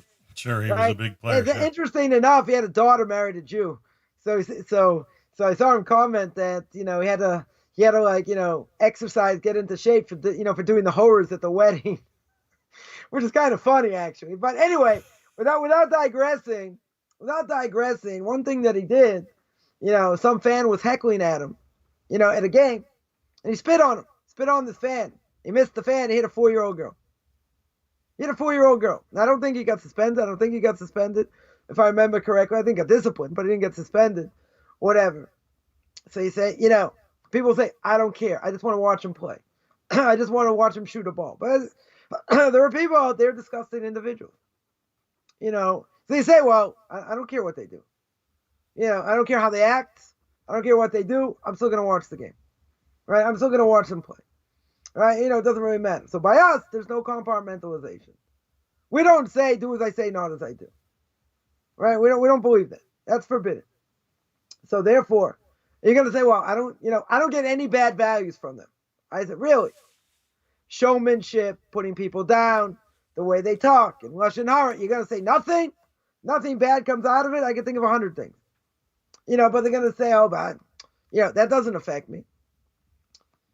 So people see images, and these images can stay with them throughout their lives. I see people, post sometimes, and they'll say, what movie scared you the most? Some people will say, One Flew Over the Cuckoo's Nest. Some will when say, I was a kid, Salem's Lot. Some will say Psycho. Someone will say, what do you call it? Those movies with Chucky, right? With the doll, whatever. Nightmare on Elm Street. Other things. Yeah, they saw scary movies as kids. There are images that never leave them. I'm not saying now they're adults, they get, they're bringing up these images and they can't sleep and all that. Why do we need that? Why is it, so a person will say, it's fun, it's enjoyable, or, maybe want to get scared, who knows what. But what positive effect does it have in my service to God? That's the question. And if it doesn't have a positive effect, why am I doing it? And I guarantee, even in the most innocent of things that a person may see, could have myriad and myriad prohibitions. Even in comics, even in cartoons, those type of things. You're just getting bad values. Let's say better. By these type of things. They're giving their values. They're making you think a certain way. They're trying to change maybe the way you think. And it used to be, you'd have all these movies that would end on a happy note. The good guys win, bad guys get destroyed, all that. But now there's a new genre of movies coming out where the ending is disturbing. The good guys get demolished, or someone survives, but the whole family gets wiped out, or whatever, different things. Like bittersweet, so to speak. Why? Because they want you to think a certain way. They don't want you to think life is always rosy. And, and nice guys always finish first. No, they don't want you to think that. They want you to see pain. And we see this in the news. We see this in the media. Portraying images, God forbid you might miss something in a split second. Portraying all kinds of images that are not good to see, not good to hear. Right? The news is depressing, as it is. But now you're seeing things instantaneous. You're seeing wars live, so to speak. It's crazy. You used to have to wait for the 11 o'clock news or the 6 o'clock news to see what's going on. Now everything's instantaneous. You don't even have to wait. Right? Yeah. It's superfluous over here. With all these things. Yeah, so, we're over-traumatized with everything. Eh? So all these things, and with all the innovations, and all the cleverness, and all that, does that make someone a better person? Does it make them a more moral person? No. These things have a subtle effect. They affect us in different ways. They have they can have a long-reaching effect. Why? Because when a person gets involved in something, let's say whether it's sports or movies, anyone who's really into sports, they're an addict. I'm not saying every single sport, but they want to see how their team's doing, their favorite team, this, that. They want to see the highlights, whatever. They're into it 100%. Bloopers. Yeah, bloopers, right? People are into it so much, that's what they'll spend their time watching. And a person may say, which almost nobody does, but a person may say, I can cut it out at any time. And that's totally not true. Just like a smoker, you won't say that. You say, I can stop anytime. Okay, stop right now. I don't want to. But what's the problem? There's a difference.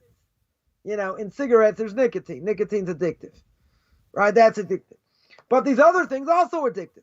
I'm not saying it's the same thing. But the more a person's into it, whatever it is, right? It could be opera, it could be sport. I don't know. People are so much into opera.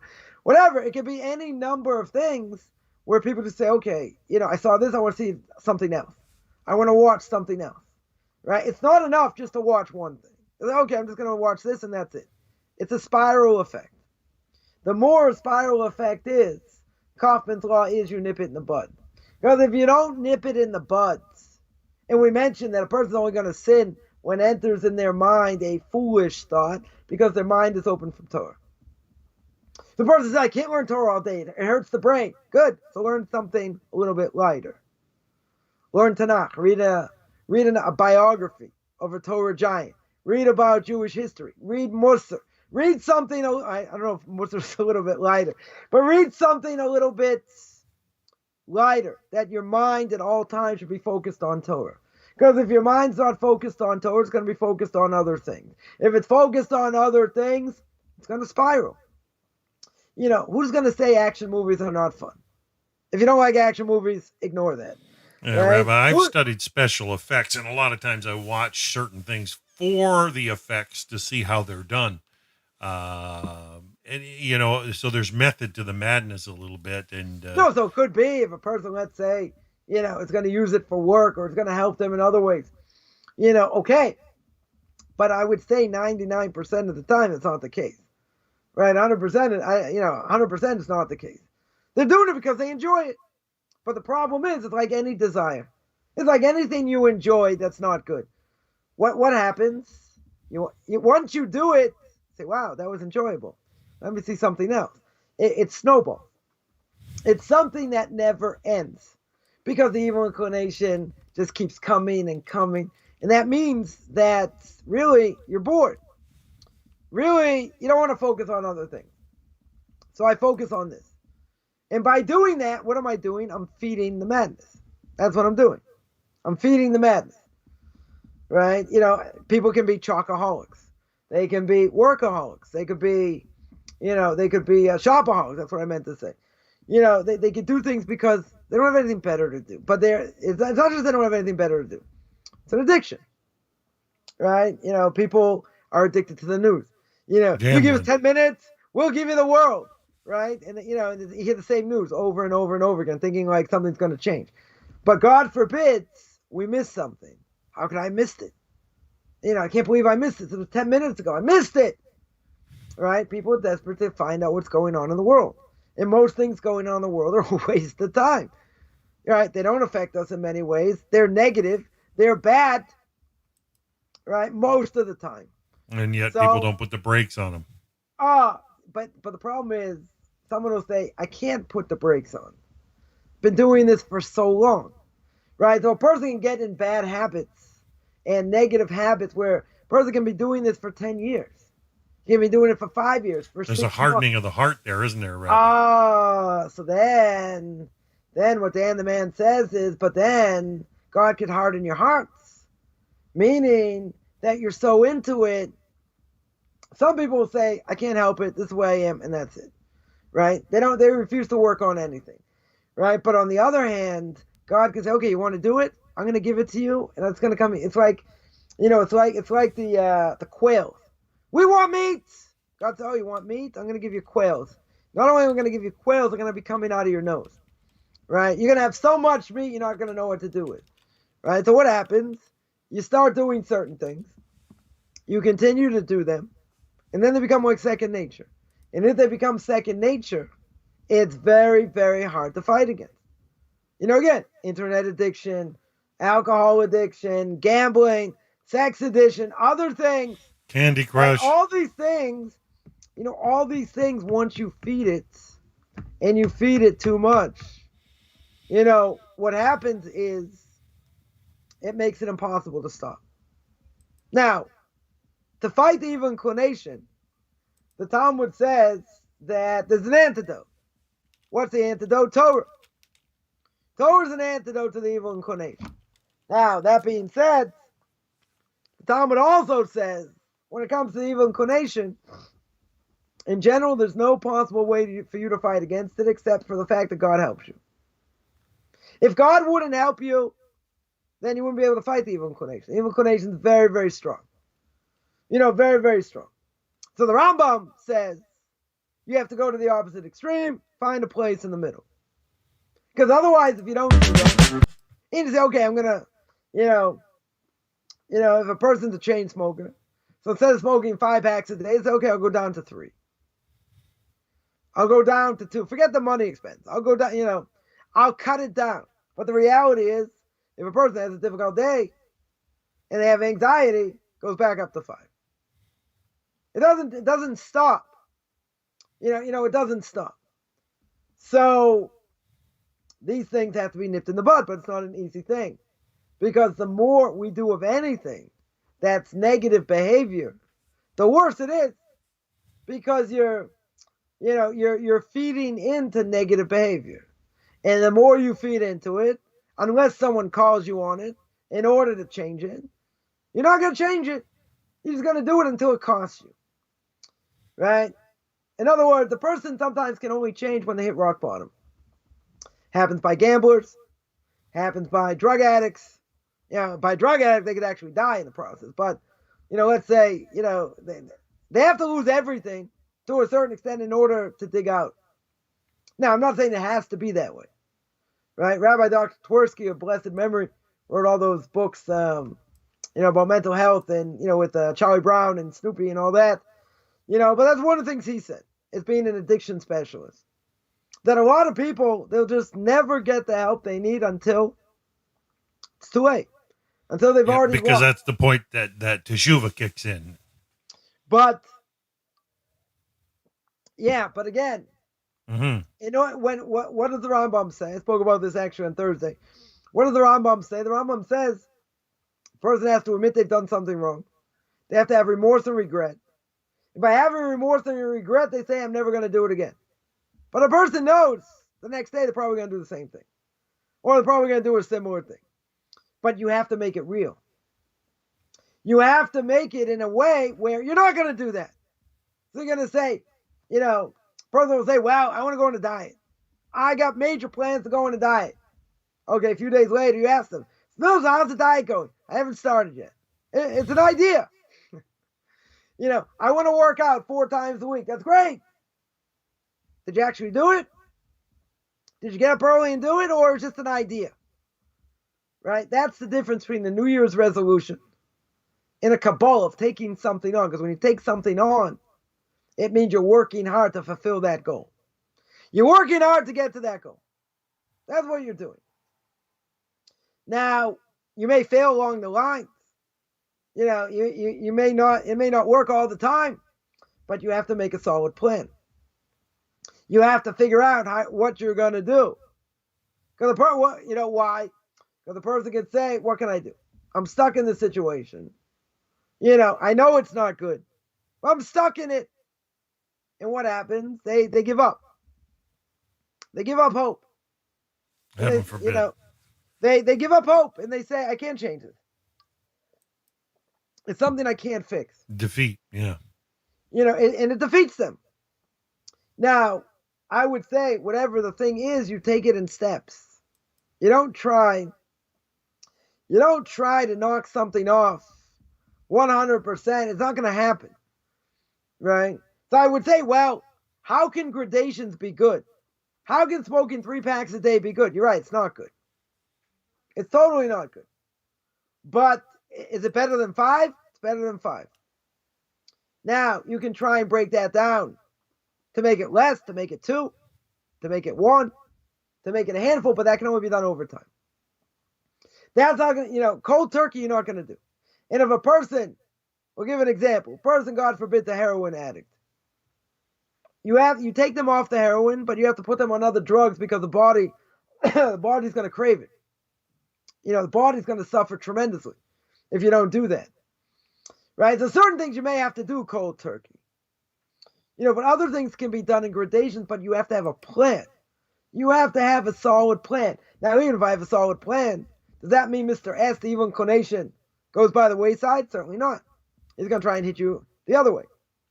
He's going to try and hit you from the left, from the right, from other ways. In order that he gets you. So you have to be on guard at all times, even when you sleep. Now, last week I went this whole thing, this unbelievable. Rabbi Chaim spoke about the soul and what happens when a person sleeps. All right, and there are a lot of things going on, different aspects of the soul and what's going on with this whole thing. So there's a lot that we don't see, a lot that our eyes don't see, that we don't fathom. Doesn't mean it's not going on. So when it comes to these other things, don't think the evil inclination is resting over here. Evil inclination is certainly not resting. He's going to try and dig up other ways, even in a way you didn't think of. Maybe by process of association. The person's really working hard on X, whatever it is. He hasn't been thinking about it, is working hard, blah, blah, blah. And then all of a sudden something triggers, maybe a week later, 2 weeks later. Something out of the blue. And one thing leads to another and then triggers. We're going to say, I should have been aware of that. I should have been more careful. I should have, whatever. But it was something that came out of the blue. But even if something comes out of the blue, you got to work hard. Right? That's our obligation. So, not everything, is going to be done that way. Meaning that the evil inclination does its job very well. So we have to be one step ahead or 5 steps ahead. And even when we're down, even when we might be depressed, even now we want to have a pick-me-up over here. In the back in front of our minds, we have to say, no, I'm going to do something else. I'm going to go eat a candy bar. I'm going to whatever. I'm going to listen to some Torah. I'm going to go to a synagogue and go learn. I'm going to do something so I don't fall in this trap. Because I know I'm going to fall in this trap right now. But you might say, well, maybe a lot of the time we fail. Maybe. But we're not talking about failing over here. We're talking about making a concentrated effort. Now, this might be only about one thing. There might be 50,000 other things we need to work on. True? Right? 100% true. But it doesn't matter. You got to start somewhere. Right? Even take a small step. Because even if you take a small step, that's worth something. But to keep going in the negative behavior and doing things that we shouldn't be doing, and just keep doing it over and over and over again and say, well, what can I do? This is the way I am. This is what I've gone through. This is the way I deal with it. And that's it. But we're not programmed. We have free will. Free will may be limited. It may be limited. But we have the ability, to overcome things. Yeah, but there are also situations that are beyond us all. And no, that's true. And that's what I mentioned in Tanakh Talk when I spoke about it, that maybe 60%, if a person's really steeped in Torah, 60% can be taken away. Right, I heard you share that. That was a real wise. You might need 40% therapy and and medication to get over that hump. Torah, you cannot will Torah to overcome certain things. Let's say a person went through trauma. If they went through trauma, I'm not going to go with this whole thing I spoke about, but in general, a person went through trauma, Torah itself does not 100%, push it aside. It's there, right? Cure's therapy in there, help. But it's not therapy like you can help. Medication will help. Torah outlook will certainly help, and even if we understand it, 70%, let's say we understand where it came from, why it might have happened. In all the Jewish philosophy in the world, it does not will, and this is not going to be popular to say, but it does not will in the end the person overcomes it. It doesn't do that. Because if a person's been through a trauma, you need to deal with the trauma as well. Right? Knowing where it might have come from, that helps. 100% that helps. But that doesn't get you over the hump. Doesn't necessarily get you over the hump. I think the way we think and the way we look at things, in my case, for sure, knowing how things went down and everything else, but having big people and good people behind me, giving me strength and all that, yeah, that helped a lot. 100% it helped a lot. But it doesn't overcome everything. Right? A person could need medication, could need therapy. But if we look at it in a certain way, in I would say, part of me would say, small part of me, would say that knowing all these things, helps a tremendous amount. I would have wished that when I was younger and going through certain things, I would have wished I knew what Torah was. And I would have understood so many different things.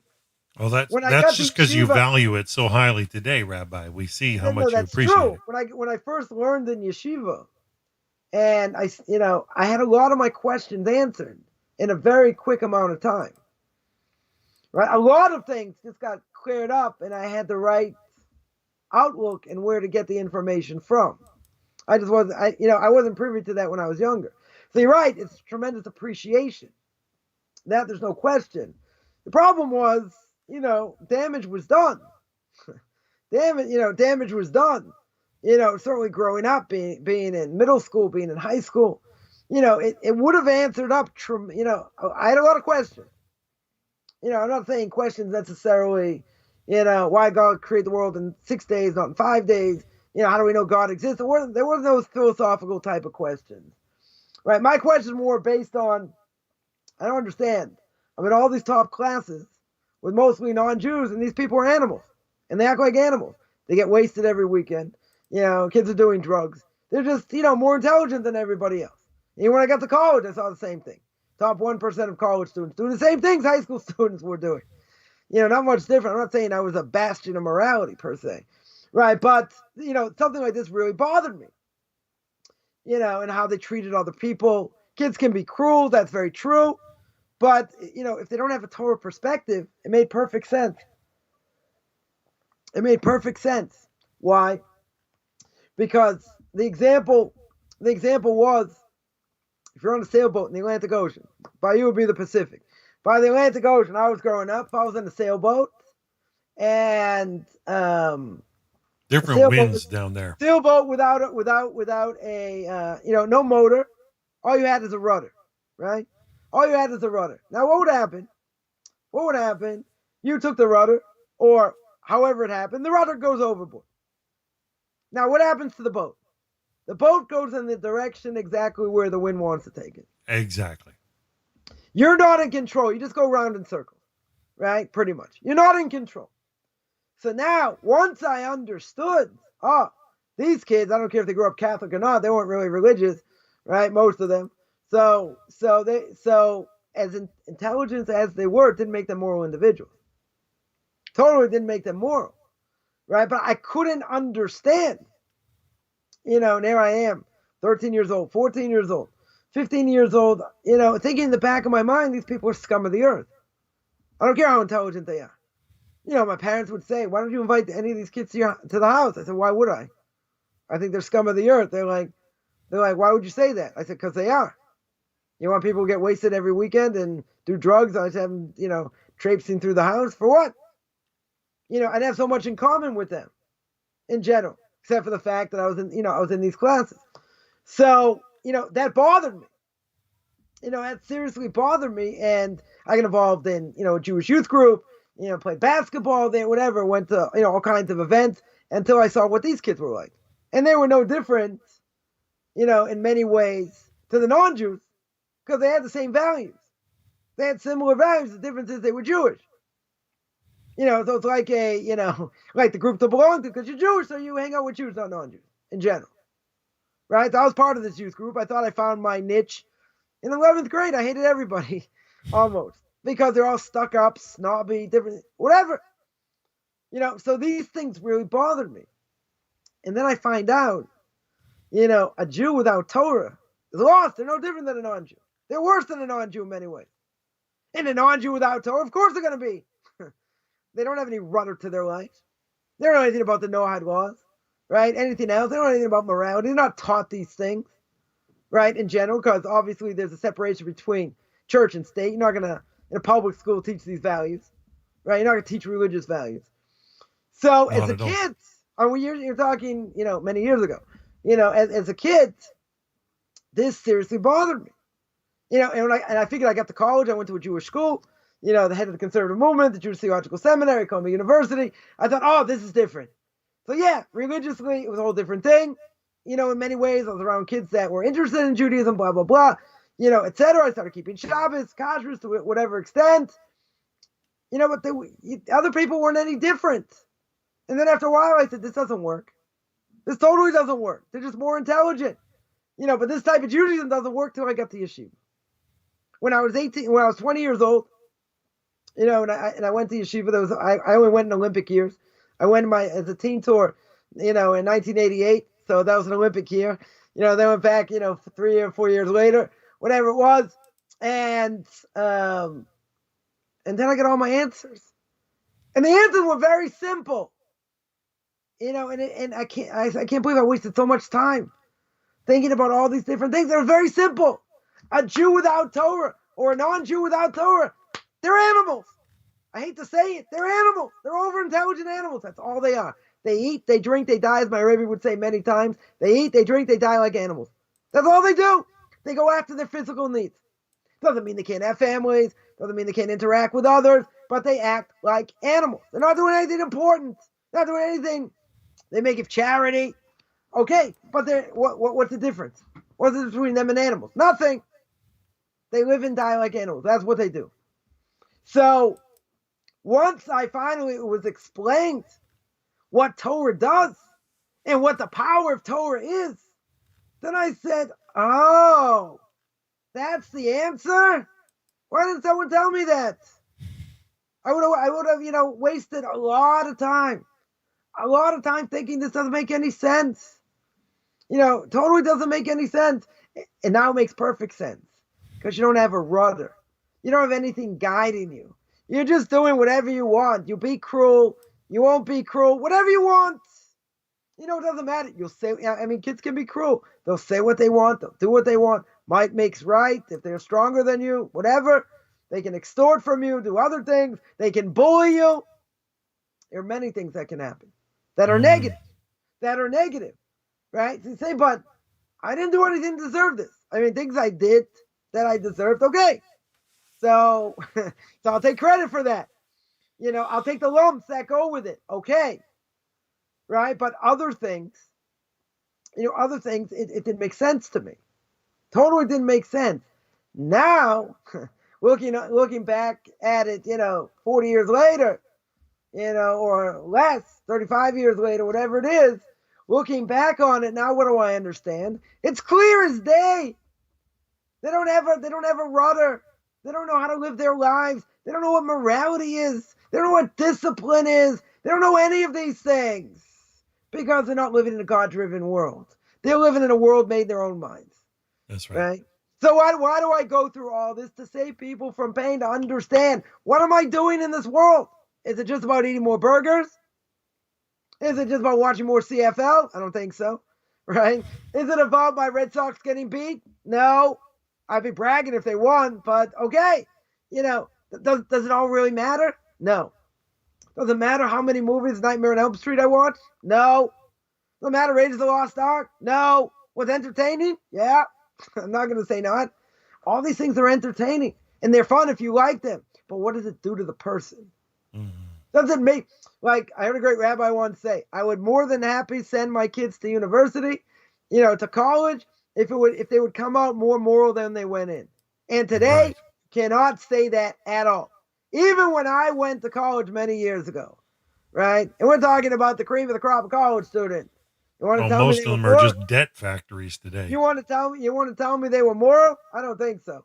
Right? It says Ravigdor Miller, a blessed memory about university. He says you can take up many interesting topics, many interesting classes in university, like narcotics. You can take up booze and women. Right? That's what it is. Right? And he said, what's a dormitory? I'm not going to get gross here. What's a dormitory? A dormitory? He said, like a brothel. What it is. Right? I'm going to call a spade for a spade. That's what it is. Now, who's going to come out more moral? Forget about BDS. Forget about being pro-Israel. Forget about all the anti-Semitism that's going on in college campuses right now. Absolutely horrific what's going on there. I'm just talking about getting an education. Forget the cost, the exorbitant cost and all that. What does the person come out looking like? What do they come out looking like? Scarred and marred, eh? It's scarred, marred. Their brains are chewed up because they're fed all this heresy, all this garbage.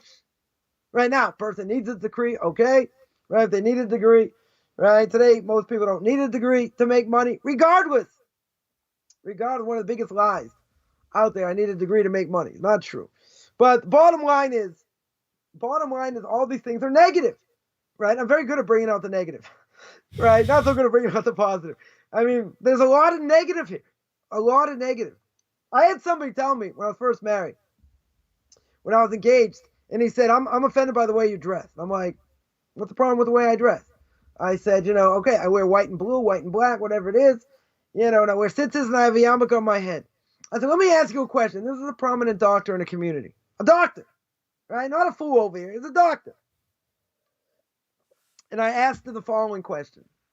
If I would climb up to your roof and I would shave my head, which I don't have any hair anyway, but if I would shave my head into a mohawk, and I would sit on your roof smoking pot and playing on my guitar, which I don't know how to play, right? Would that bother you? Would that bother you? And the guy's thinking, and he's thinking. I said, I don't get it. I stopped him after like 5 seconds. He didn't answer. So I said, I don't get it. I said, I want to lead a moral life, bring children into the world, get closer to Judaism. And you don't think there's anything wrong with smoking pot and shaving your head and playing a guitar on the roof? You think that's normal? That's normal, but what I'm doing is abnormal, fanatical. You fill in the blank. That's crazy.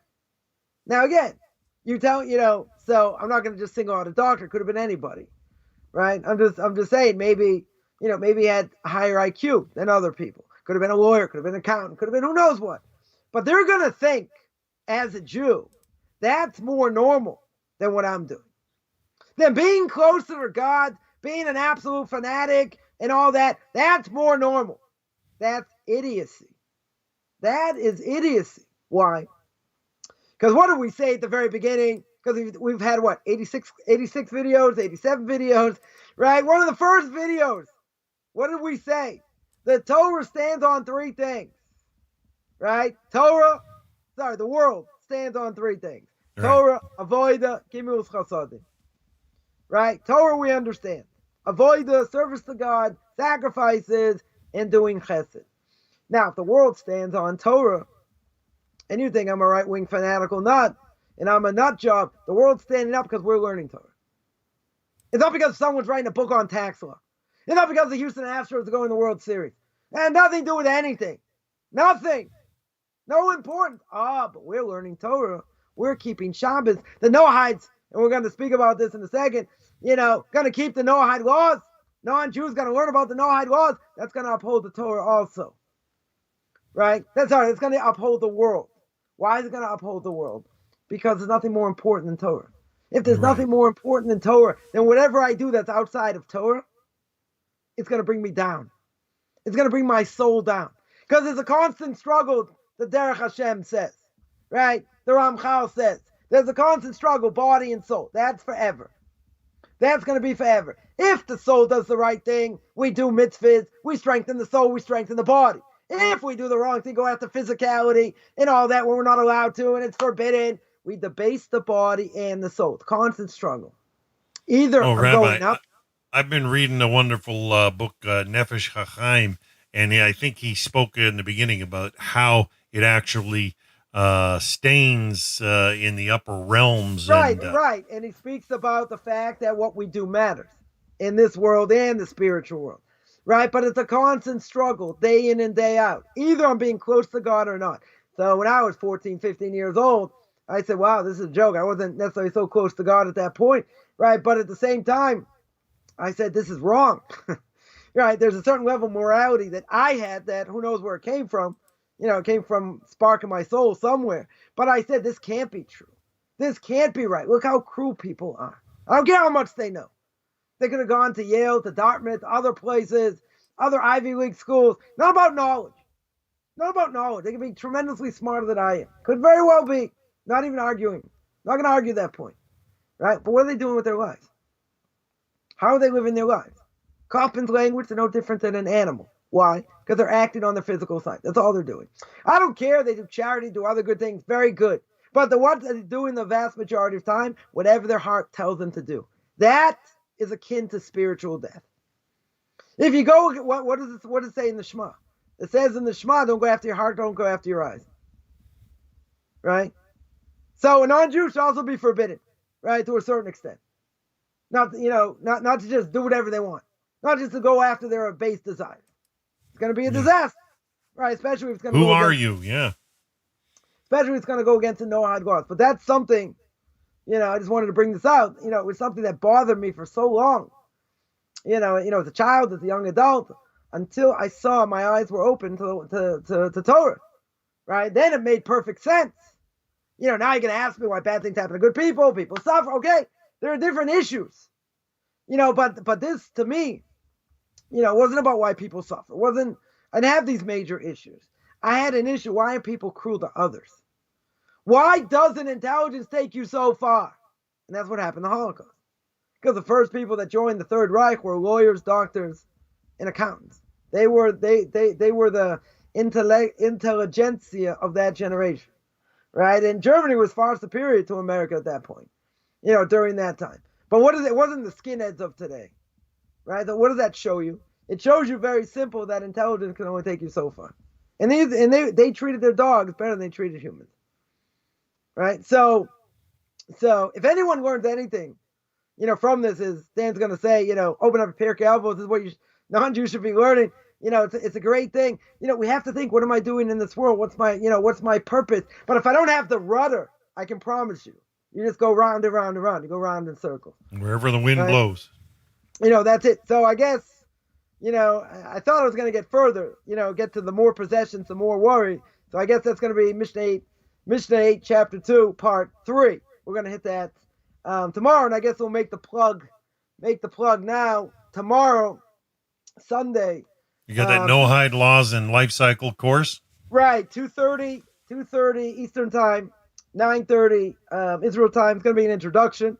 It's going to be an introduction to the introduction, but it's going to be an introduction going through the Noahide laws, and the intricacies of the Noahide laws. It's going to be at least more than a year. There are 61 lessons more. There are other moral lessons as well.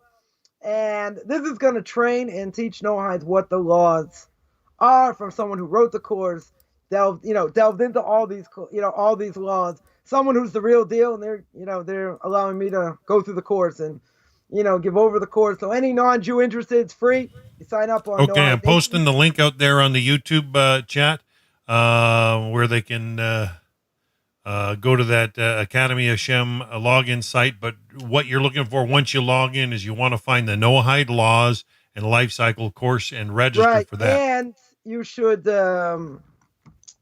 send an email as well. I'm going to put it up here to Ray Peterson at ray@noahidenations.com. Right? You should send an email. You should sign up. It says make a new student account or make a new account. And then you send an email to Ray at Noahide Nations. He'll put you in the course. Got more than 50 people signed up. Let's see how many more. I'm going to sign up. A lot of people overseas. And whatever. It's going to be week by week. It's going to be for an hour. I'll take questions. Hold on, Rabbi. It's going to take, I'm going to take questions afterwards. It's not going to be for 2 hours because I have another class after that. But whatever. We'll take questions afterwards. Anyone who wants to learn the Noahide laws, you will get benefits out of it, not just because I'm giving it, but a proper way to know what the laws are, because there are people out there giving this over which they don't have any idea what they're talking about, and people say, it's only 7 laws. It's only 7 laws, but they're a lot more intricate. I think that I'm going to make this point tomorrow as well. They're a heck of a lot more intricate veins than of people gold. think, and I don't and people say, it's so easy to be a Noahide. Okay, when we go through it, we'll see. But there are a lot of things that a person's going to be obligated in. Also, because of a moral imperative, which I spoke about, I spoke a lot about on Tanakh Talk. I did one video on moral imperative. So we're gonna go soup to nuts, through this course, and we're gonna speak about, about. Let me just bring it up here. 1 second. You really filled your Sunday schedule now, right? Oh yeah, it's pretty packed. So deriving Noahide laws from the Torah. Becoming a Noahide, daily prayer, Torah study, selecting a rabbi, Noahides and Shabbos, what they can't do, festivals, all kinds of interesting, things, eating a limb from a live animal, Jewish and non-Jewish foods, gender relations, pre-marriage, marriage, conception, contraception, abortion, circumcision, honoring parents, sickness, illness, end of life, a lot of things. Huge crossbreeding species, very, very relevant to all Noahides for sure. Theft and robbery, employment laws, turning lost objects, all the, there's going to be also theology, man, reward, and punishment, the soul, the afterlife, speak for days about that, the Messiah, prophecy. This is going to be packed, Wow. and we're going to try and keep each lesson, within an hour, which hopefully, I'll be able to do, but we're going to take questions. People can email me, different questions that they might have, but we wanted to Rabbi, we know you'll make it quite interesting for sure. So, as Ray said, he said, I know you're not just going to read it. I said, yeah, if I just read it, no one, he said, even if you just read it, you probably make it interesting anyway. So, it's going to be, it's going to be packed. It's going to be jam-packed, with information. And, not just because I'm giving it, but, I've gone through a lot of the material. It's top-notch, definitely top-notch material. But as I always say, if you're going to learn, you're going to learn the right way. You're going to do it the right way, and you're not going to listen to other quacks that are out there, right? You want to get the right information, and this course is going to, you want roots. Even if you miss the live class, you'll be able to listen to it, right? Just be able to log in and listen to it also. So, we're gonna put it up there, and I'm gonna give it the best that I can give it, and and hopefully people learn the laws and then be able to give the laws over to others in their own communities. It's the whole global initiative, which we're gonna speak about, but it's very exciting to finally get this thing off the ground. So that's the plug for that. And next week, again, we'll be here regular time. Part three of chapter 2, Mishnah 8. Part 4, part 5, and part 6 as well. Yeah. Beautiful stuff, Rabbi. Beautiful lessons today. Thank you so much. So, folks, please check that out on Noahide Nation's log in for that class. Rabbi Coffman's really pouring his heart out, and he's going to give you the framework that is really connected properly. I appreciate him so much, and we're going to sign out for now because I got to get ready for my next class in just over 20 minutes with Rabbi Poston. We're doing part 36 of the 48 Ways to Wisdom. Excellent course. You're welcome to come back in about 23 minutes. So we're going to sign out for today. We're tentatively on for the same time next week. Thanks, everybody, and may you all have a blessed week.